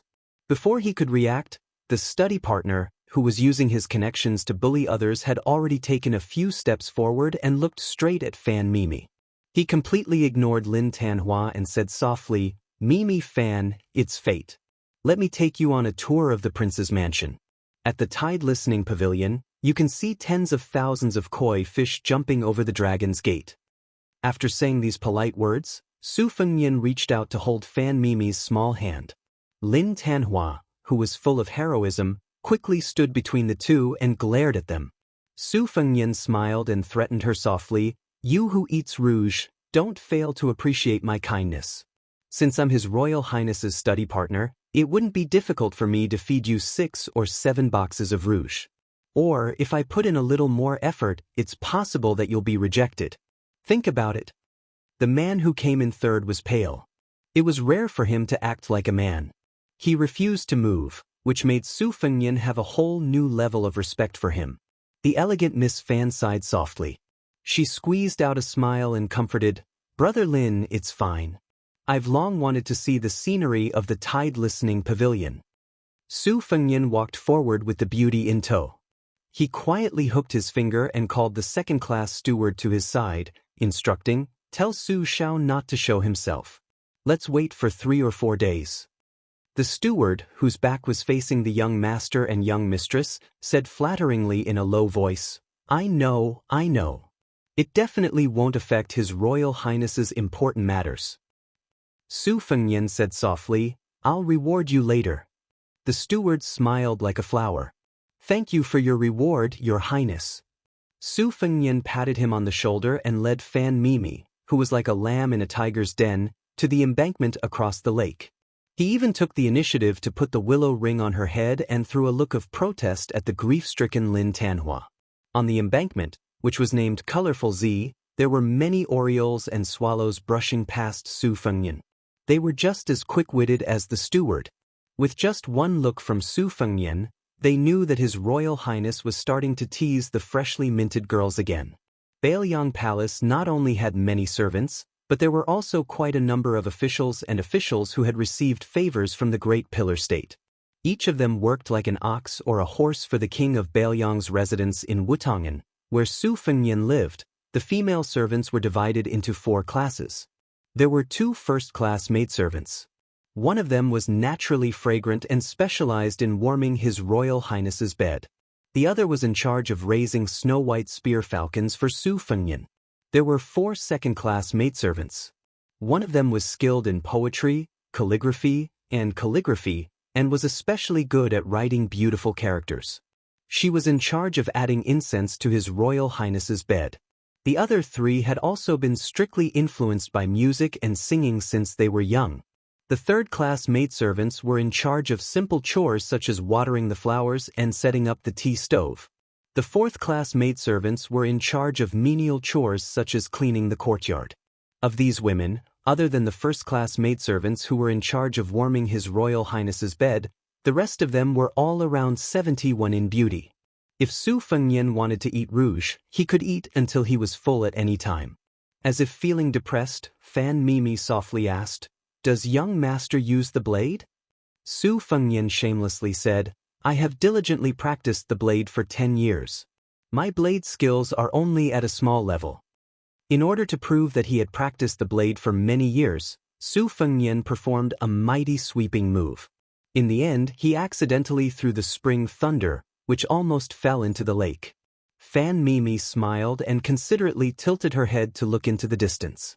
Su Fengnian picked up the sacred weapon of the blade that had met with an unworthy owner. He didn't feel embarrassed at all and explained that it was an accident. When they arrived at the base of the Tide Listening Pavilion, Fan Mimi looked at the 3 plaques under the eaves. One was the 9-dragon plaque inscribed by the late emperor, the other was the plaque Grand and Magnificent, written by great masters, and the other plaques, with a phoenix coming and Fighting Bull. On the contrary, she wasn't particularly moved by the beautiful sight of koi fish tossing bait. It was quite different from the young ladies and daughters who had been abducted by Su Fengnian in the past. Su Fengnian thought that it would be better if it was different. Always eating shark's fin and bird's nest would spoil his appetite. Occasionally eating autumn base and winter bamboo shoots would whet his appetite. Just as Su Fengnian was enjoying the beautiful appearance of the girl beside him, a strange phenomenon occurred. The lake water began to boil and undulate, exactly the same as that snowy day. Su Fengnian was pleasantly surprised. He waved his hand and had a servant lead the shocked Fan Mimi to the Phoenix Rites Pavilion. He also ordered everyone at the lakeside to leave. After doing all this, Su Fengnian hurriedly ran to the small ferry where the black awning boat was parked. Carrying the spring thunder saber that could cut iron like mud, he jumped onto the boat. Just as he was about to row the boat, he saw old Huang swaying his old body as thin as a bamboo pole and rushing over.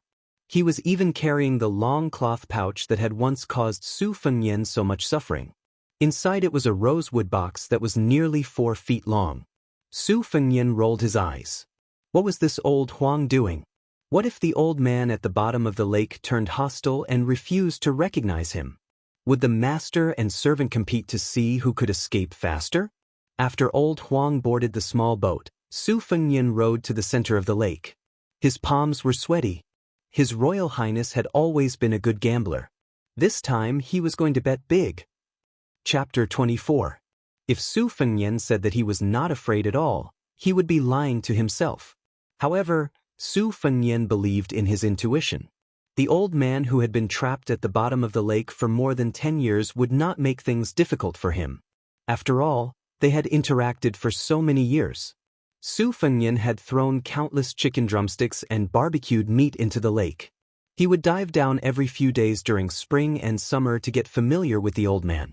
No matter what, they had a bit of friendship. Su Fengnian did not mention this matter to his father, Su Xiao. He believed that both father and son were well aware that Su Fengnian was at most grateful for saving his life. Even if he released this trapped monster from the lake, if Su de Zhugua became angry, he would at most be whipped. Moreover, Su Fengnian was also curious about the strength of the capable people in Bailiang Palace. He also wanted to know if the old man who could survive for more than 10 years was a master on the level of the top 10 masters in the world. Su Fengnian pretended to be calm and said, "Old Huang, do you know what I'm going to do? Why are you following me? Can you swim? Don't drown." The old servant smiled shyly and did not say anything. He seemed to feel that the bag was heavy. He shook his small body and lifted the wooden box a few inches. When he reached the center of the lake, Su Fengnian pulled out the purple spring thunder from the simple scabbard that was not as beautiful as the embroidered winter. He took a deep breath and threw the blade down with all his strength. After a while, there was still no movement. Su Fengnian almost cursed out loud. He thought to himself that it wouldn't be like drawing water with a bamboo basket again, and that he would have to jump down to retrieve the saber. Old Huang slowly moved to the bow of the boat and did not move at all. Su Fengnian said helplessly, "Old Huang, don't pretend to be an expert in front of me. Do you think I don't know how strong you are?" Old Huang turned his head and laughed. Su Fengnian glared at him and said, "What are you laughing at? You think you're so great because you don't have front teeth." In an instant, the rise and fall of the lake was more intense and terrifying than any of the previous waves. It was as if the world was about to be turned upside down. Hiding in the boat, Su Fengnian's first thought was to call for old Huang to retreat. Then, of course, he would let his father's men clean up the mess. He was His Royal Highness, who could even make spring thunder attack with total annihilation, so he couldn't be so stupid as to compete with old man. But very quickly Su Fengnian sensed the strangeness of the small boat with the black awning. The waves on the lake were frightening, but the old coachman, who had been traveling for 3 years and would run away whenever he encountered danger, lightly stamped his foot, and the swaying boat instantly became as solid as a boulder, motionless. Old Huang did not forget to turn his head and grin. He stretched out his hand and gestured that he was about the same height as Su Fengnian. The general meaning was that he was a master of this height. Su Fengnian did not know whether to laugh or cry. "Old Huang, you still have the mood to be carefree right now. Don't wait until you're beaten up by old man. You don't have front teeth to begin with." A gray figure leapt down from the winding corridor on the third floor of the tide-listening pavilion. He landed on one foot and with a bounce, his figure gracefully swept into the lake. Su Fengnian subconsciously raised his hand, only to find that there was no cucumber in his hand to chew on. He felt a bit regretful. A good show was about to begin. The tide-listening pavilion was what the people of Jianghu referred to as the armory. There were 5 servants guarding the pavilion. Su Fengnian had been familiar with them since he was young, so much so that he would find a corner to pee in when he needed to. He called them uncle and grandpa politely. The person guarding the 3rd floor of the tide-listening pavilion was a Daoist master. He was the founder of the way of Judami, one of the 3 great orthodoxies. According to his master, Li Yishan, he was proficient in Chimenduanjia. He was a genuine second-stage mystic enlightening cultivator. He was only willing to enter the pavilion as a servant for the sole copy of the deed of thorough comprehension in the tide-listening pavilion. When Su Fengnian was young, he was tired of climbing stairs and often had the old man carry him. The old Taoist of Judami wore a gray wide-sleeved Taoist robe. After jumping into the lake, he gracefully dashed forward like a dragonfly skimming the surface of the water. He rolled up his sleeves and sent 2 water pillars straight to the center of the lake. Su Fengnian was relieved to see that the boat was not capsized. He clicked his tongue in wonder and said, "Grandpa Wei's skills are so formidable.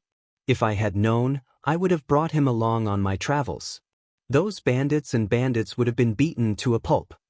When old Huang heard His Royal Highness's words, he turned his head with a bitter expression on his old face. Su Fengnian did not want old Huang, who had been running around with him for 3 years, to be sad. He smiled and said, "No matter how powerful Grandpa Wei is, he can't be compared to you, old Huang, who can steal birds' nests and fish. There are many masters in this world, but old Huang is the only one who can weave straw sandals." The old servant smiled tenderly, giving Su Fengnian goosebumps. He hurriedly said, "Let's watch the show. Don't miss it." Both the master and servant looked towards the lake. 2 jet-black chains broke through the water like flood dragons emerging from the sea, full of momentum. At the end of the chain, there were 2 hiltless swords. One of the swords was as clear as snow, and the other was as red as blood. In the words of His Highness the Crown Prince, the swords were very attractive. At first glance, one could tell that they were masters of martial arts. Su Fengnian did not have a large stack of banknotes on hand. Otherwise, he would have shouted, "You deserve it." The 2 blades broke through the 2 water dragons that old Taoist me had sent out, shattering them on the spot. The 10 feet tall Xiong Kuei's body rushed out of the lake.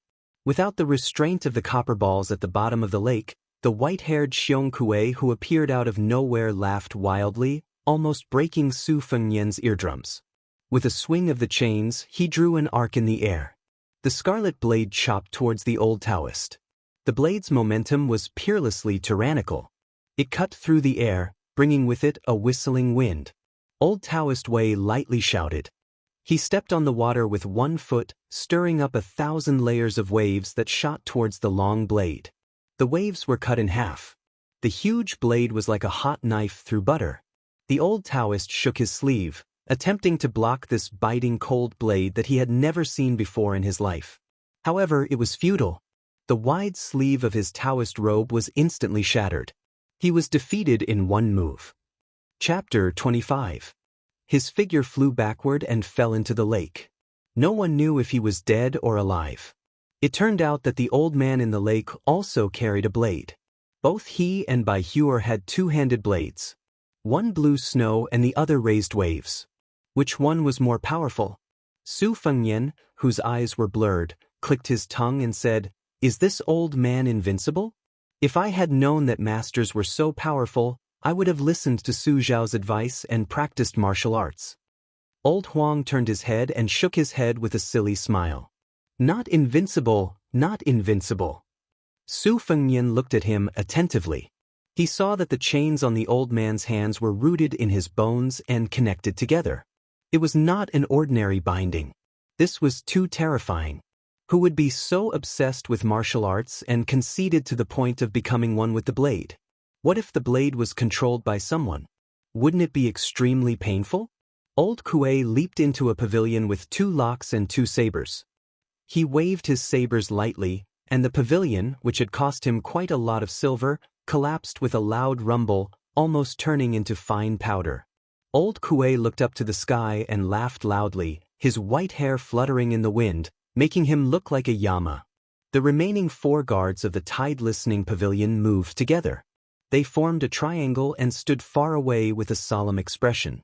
On the top of Mount Qingliang, De Zhuge, Su Shao, sat on a wooden bench and looked at the lake on the mountainside. He held a red clay teapot made by a famous craftsman, but it was filled with green ant wine. Beside him stood his adopted son, Yuan Zhuozong. Zhuoxiong squinted his phoenix eyes. Su Shao chuckled. "How many moves can you block?" Yuan Zhuozong, who was riding a white horse and wielding a silver spear and killing people on the battlefield, said softly, "Father, Zhuoxiong wants to try." De Zhuge shook his head. "Forget it. Someone will take care of this monster downstairs. He can't hurt Fengyan." In the corridor on the 2nd floor of the tide-listening pavilion, a man in a white robe stood in front of the railing with a winter blade at his waist. He looked at it for a moment, then put his finger on the hilt of the knife and pushed it out an inch, then retracted it back into its sheath. He rubbed it back and forth, then turned around and went back upstairs. Not only that, even Li Yishan, the most important advisor of the prince's mansion, walked out of the dark room. He clasped his hands behind his back and quietly observed the once-in-a-decade spectacle. As if the sunlight was too dazzling, he raised his hand to cover his eyes and muttered to himself, "Jian Zhihuang, Chu Kuangnu, do we have to tear down countless pavilions again?" The old man did not pay any attention to the guards. In this world, there were very few people who could make him take them seriously. He only roared, "Ninth brother Huang, come out and die." Su Fengyan was shocked. "Old Ninth Huang? Old Huang, are they calling you? Don't tell me you have a grudge with this old man." Old Huang reached out and tore off the tattered cloth, revealing the long rosewood box that made Su Fengyan's heart palpitate. He turned his head and smiled. He still looked like he had no front teeth. Every time Su Fengyan saw this scene, he always wondered if the old servant would let the wine leak into his mouth when he drank the yellow wine. The old man obviously saw the old coachman standing at the bow with the box on his back. His white hair danced in the wind and his face was ferocious. When Su Fengyan was so nervous that he did not even dare to breathe, old Huang reached out his withered hand and stroked the wooden box.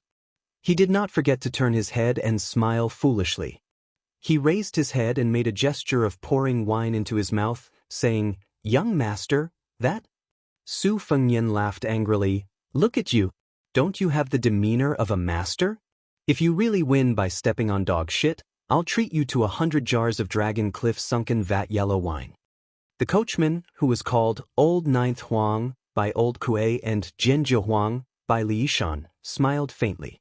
In that instant, Su Fengyan's eyes seemed to be dazzled. Old Huang was no longer simple and foolish.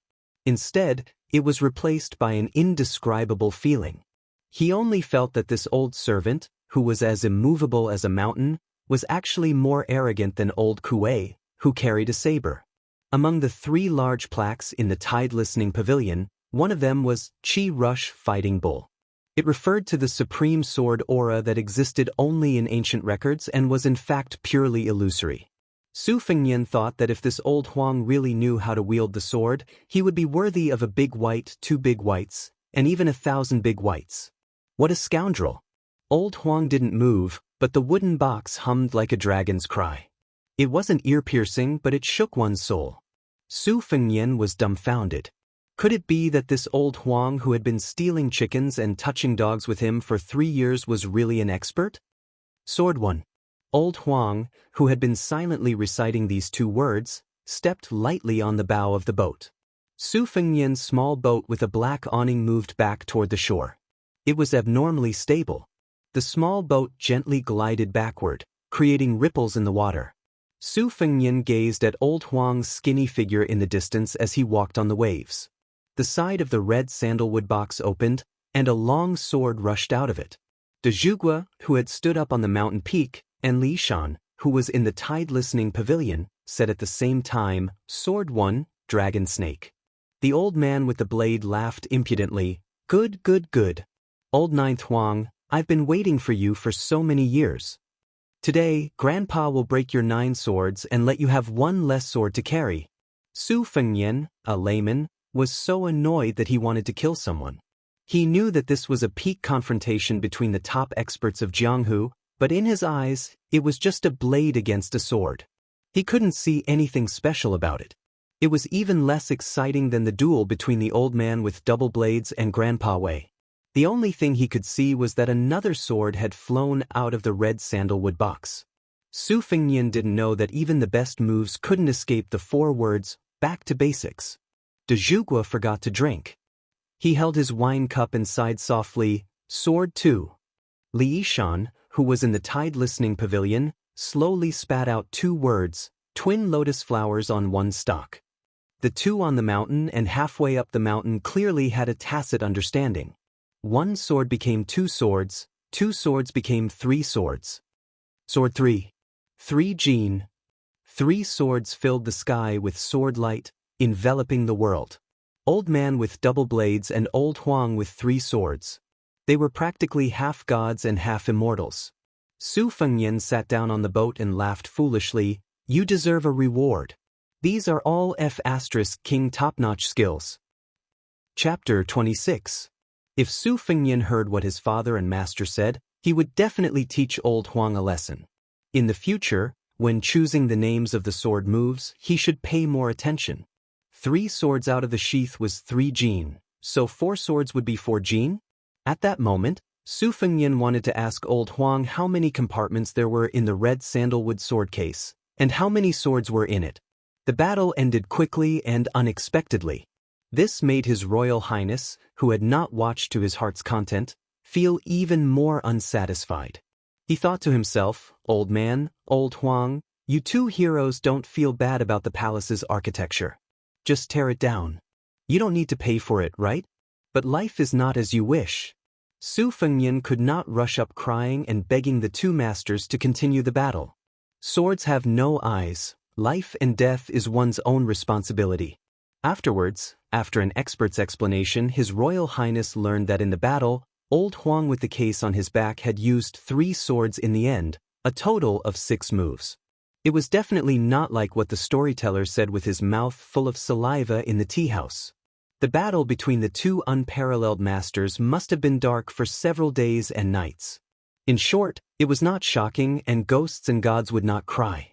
At that moment, the old man with the sword sat in the dilapidated pavilion with only the base of the platform left. His 2 swords were stabbed into the ground. His face was ruddy, and his hair was white. He shook his head and said, "Let's not fight today." The short and thin old Huang with the case on his back stood on the long embankment. He rubbed his hands and then put them into his sleeves. But in the hearts of most of the spectators, it was extremely absurd. This old coachman who could not even make a fart after being beaten a few times was really a real person who did not show his face to scare people. Su Fengyan was undoubtedly the most shocked.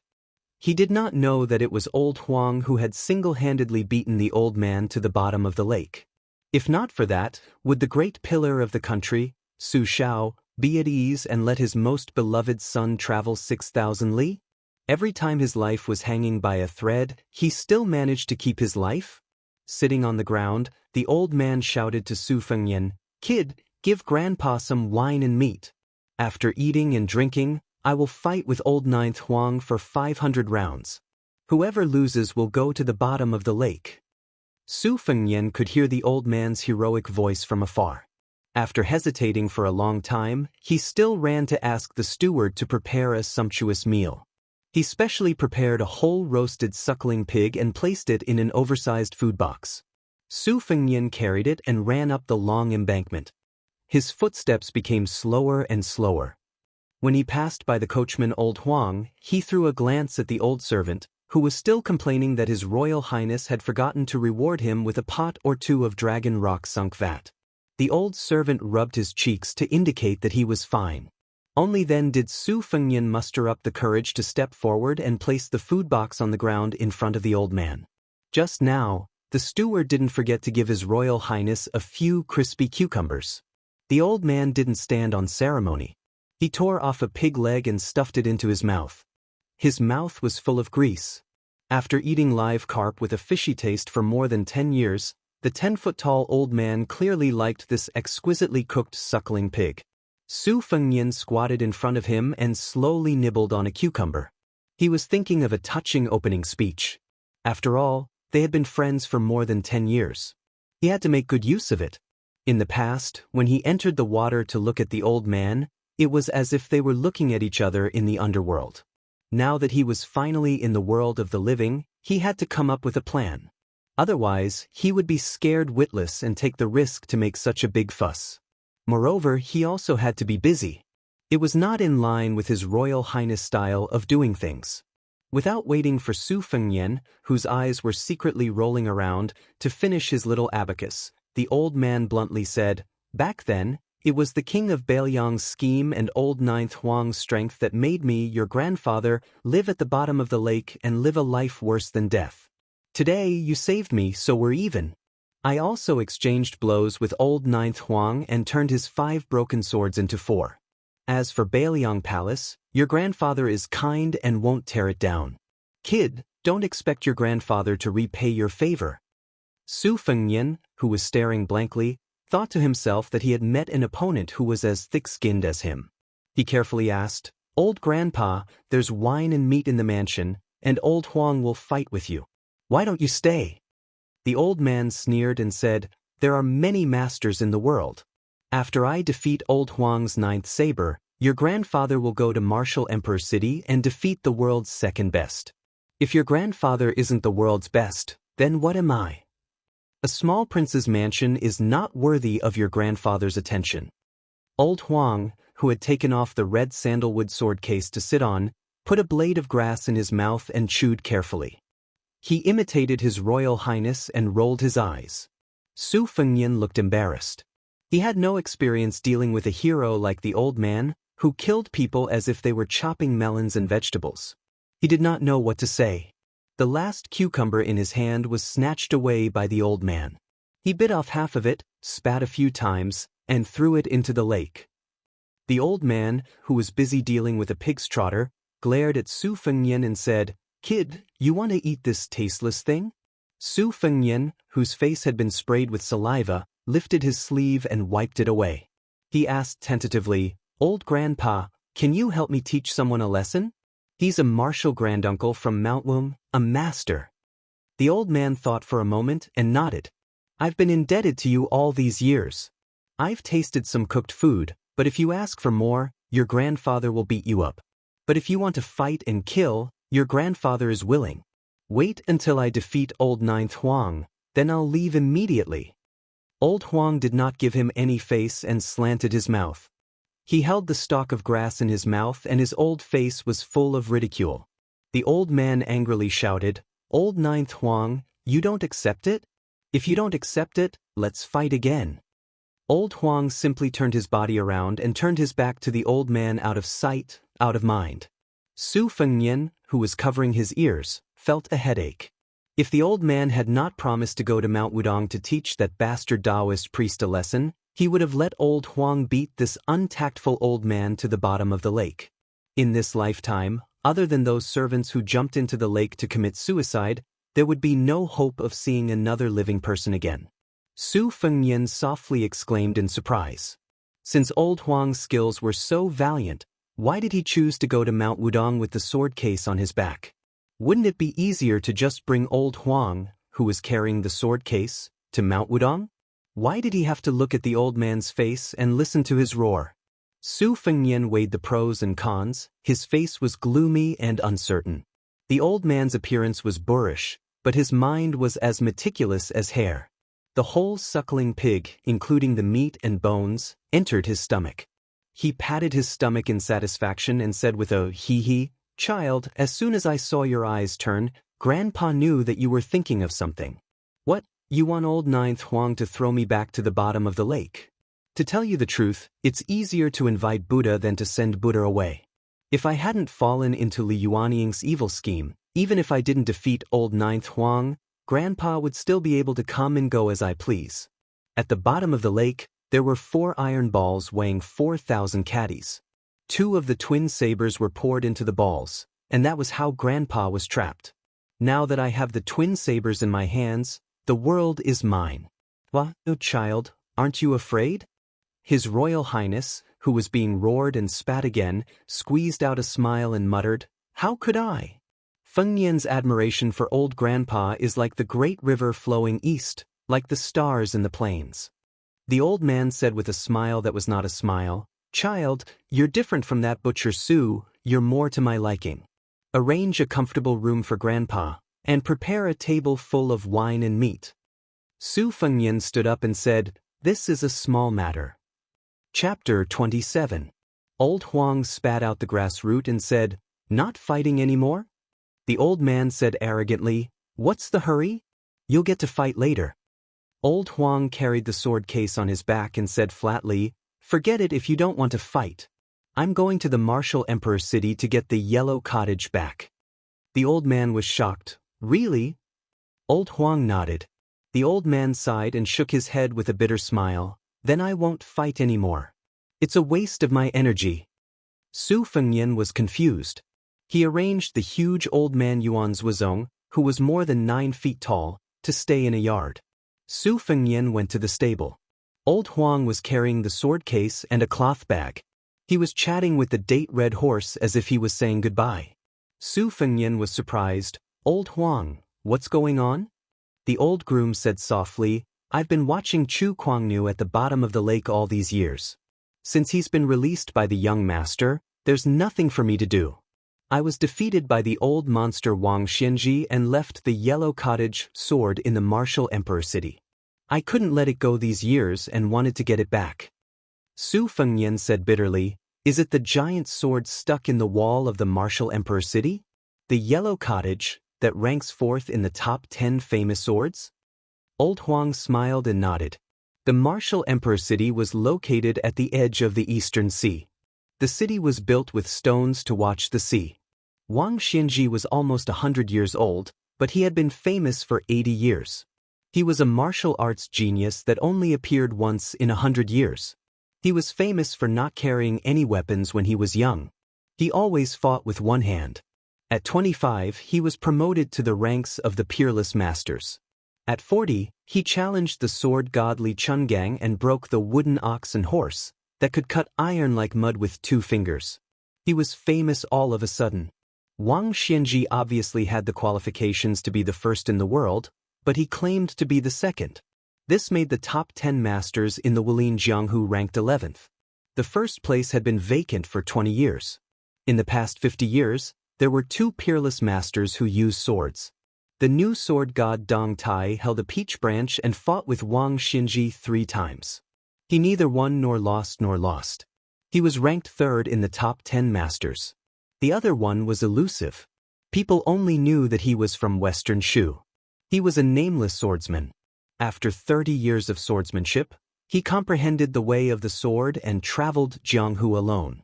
He collected all the famous swords in the world and put them into his sword box.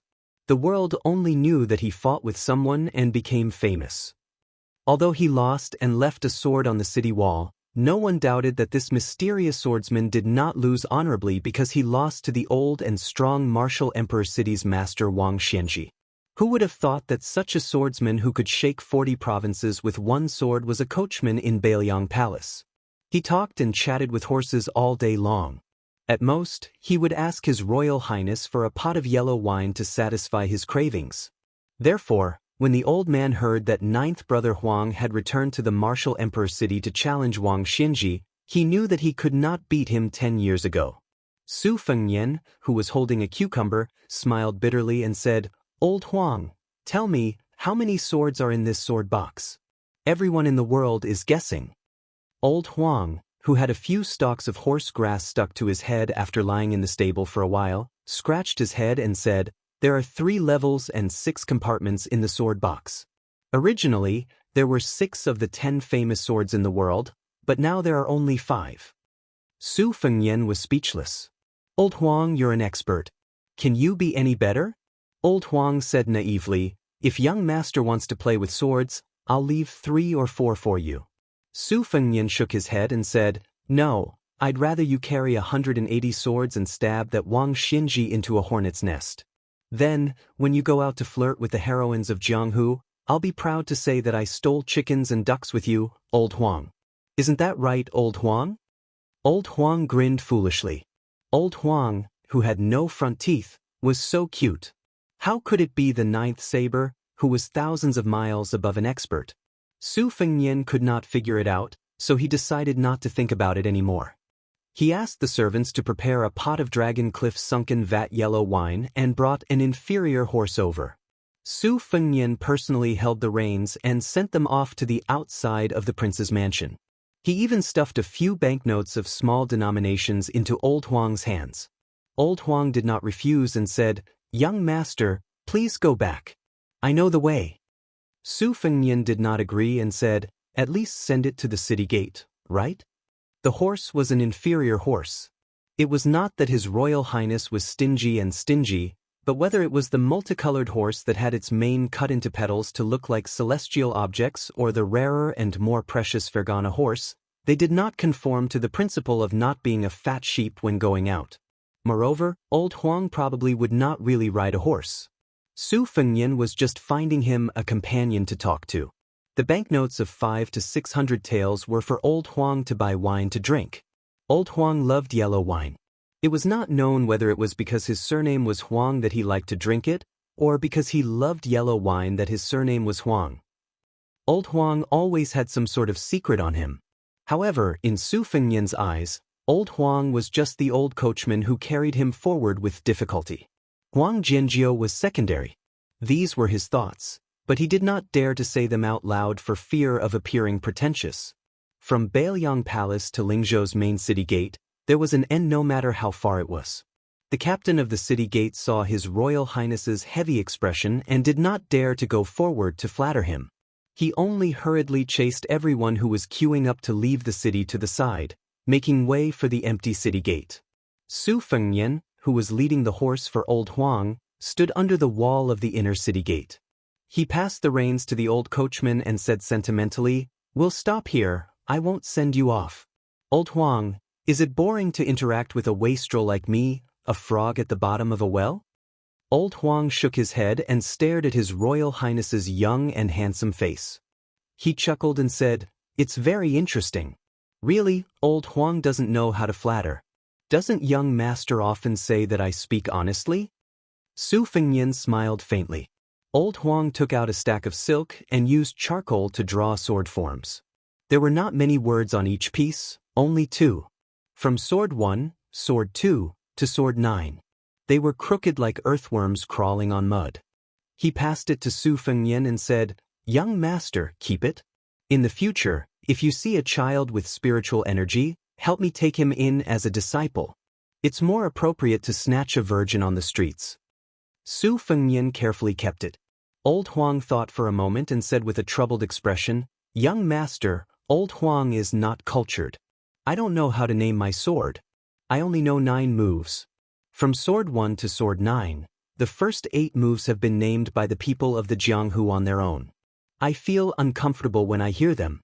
Young master, can you think of one for me?" Su Fengnian did not know whether to laugh or cry. He thought seriously for a moment and said, "The 2 of us walked 6,000 miles and you call it 6,000 miles? If you don't think it's vulgar and not imposing, you can use this." Old Huang gave him a thumbs up and praised, "It's imposing. When I reach Martial Emperor City, I'll tell you this amazing sword name. Maybe even Wang Xinji will be jealous." In the end, Old Huang still led the horse and left with the pot hanging from his waist. Su Fengnian climbed up the wall and looked at Old Huang's lonely figure. He shouted at the top of his voice, "Old Huang, if you want to drink rice wine on the way and you can't afford it after spending all your money, just come back. I'll save it for you." The old servant stopped and turned around. He took a deep look at Su Fengnian and shouted their common catchphrase, "Run when the wind blows." Then he ran away in a funny, cute, and silly manner. Sword 9. 6,000 miles.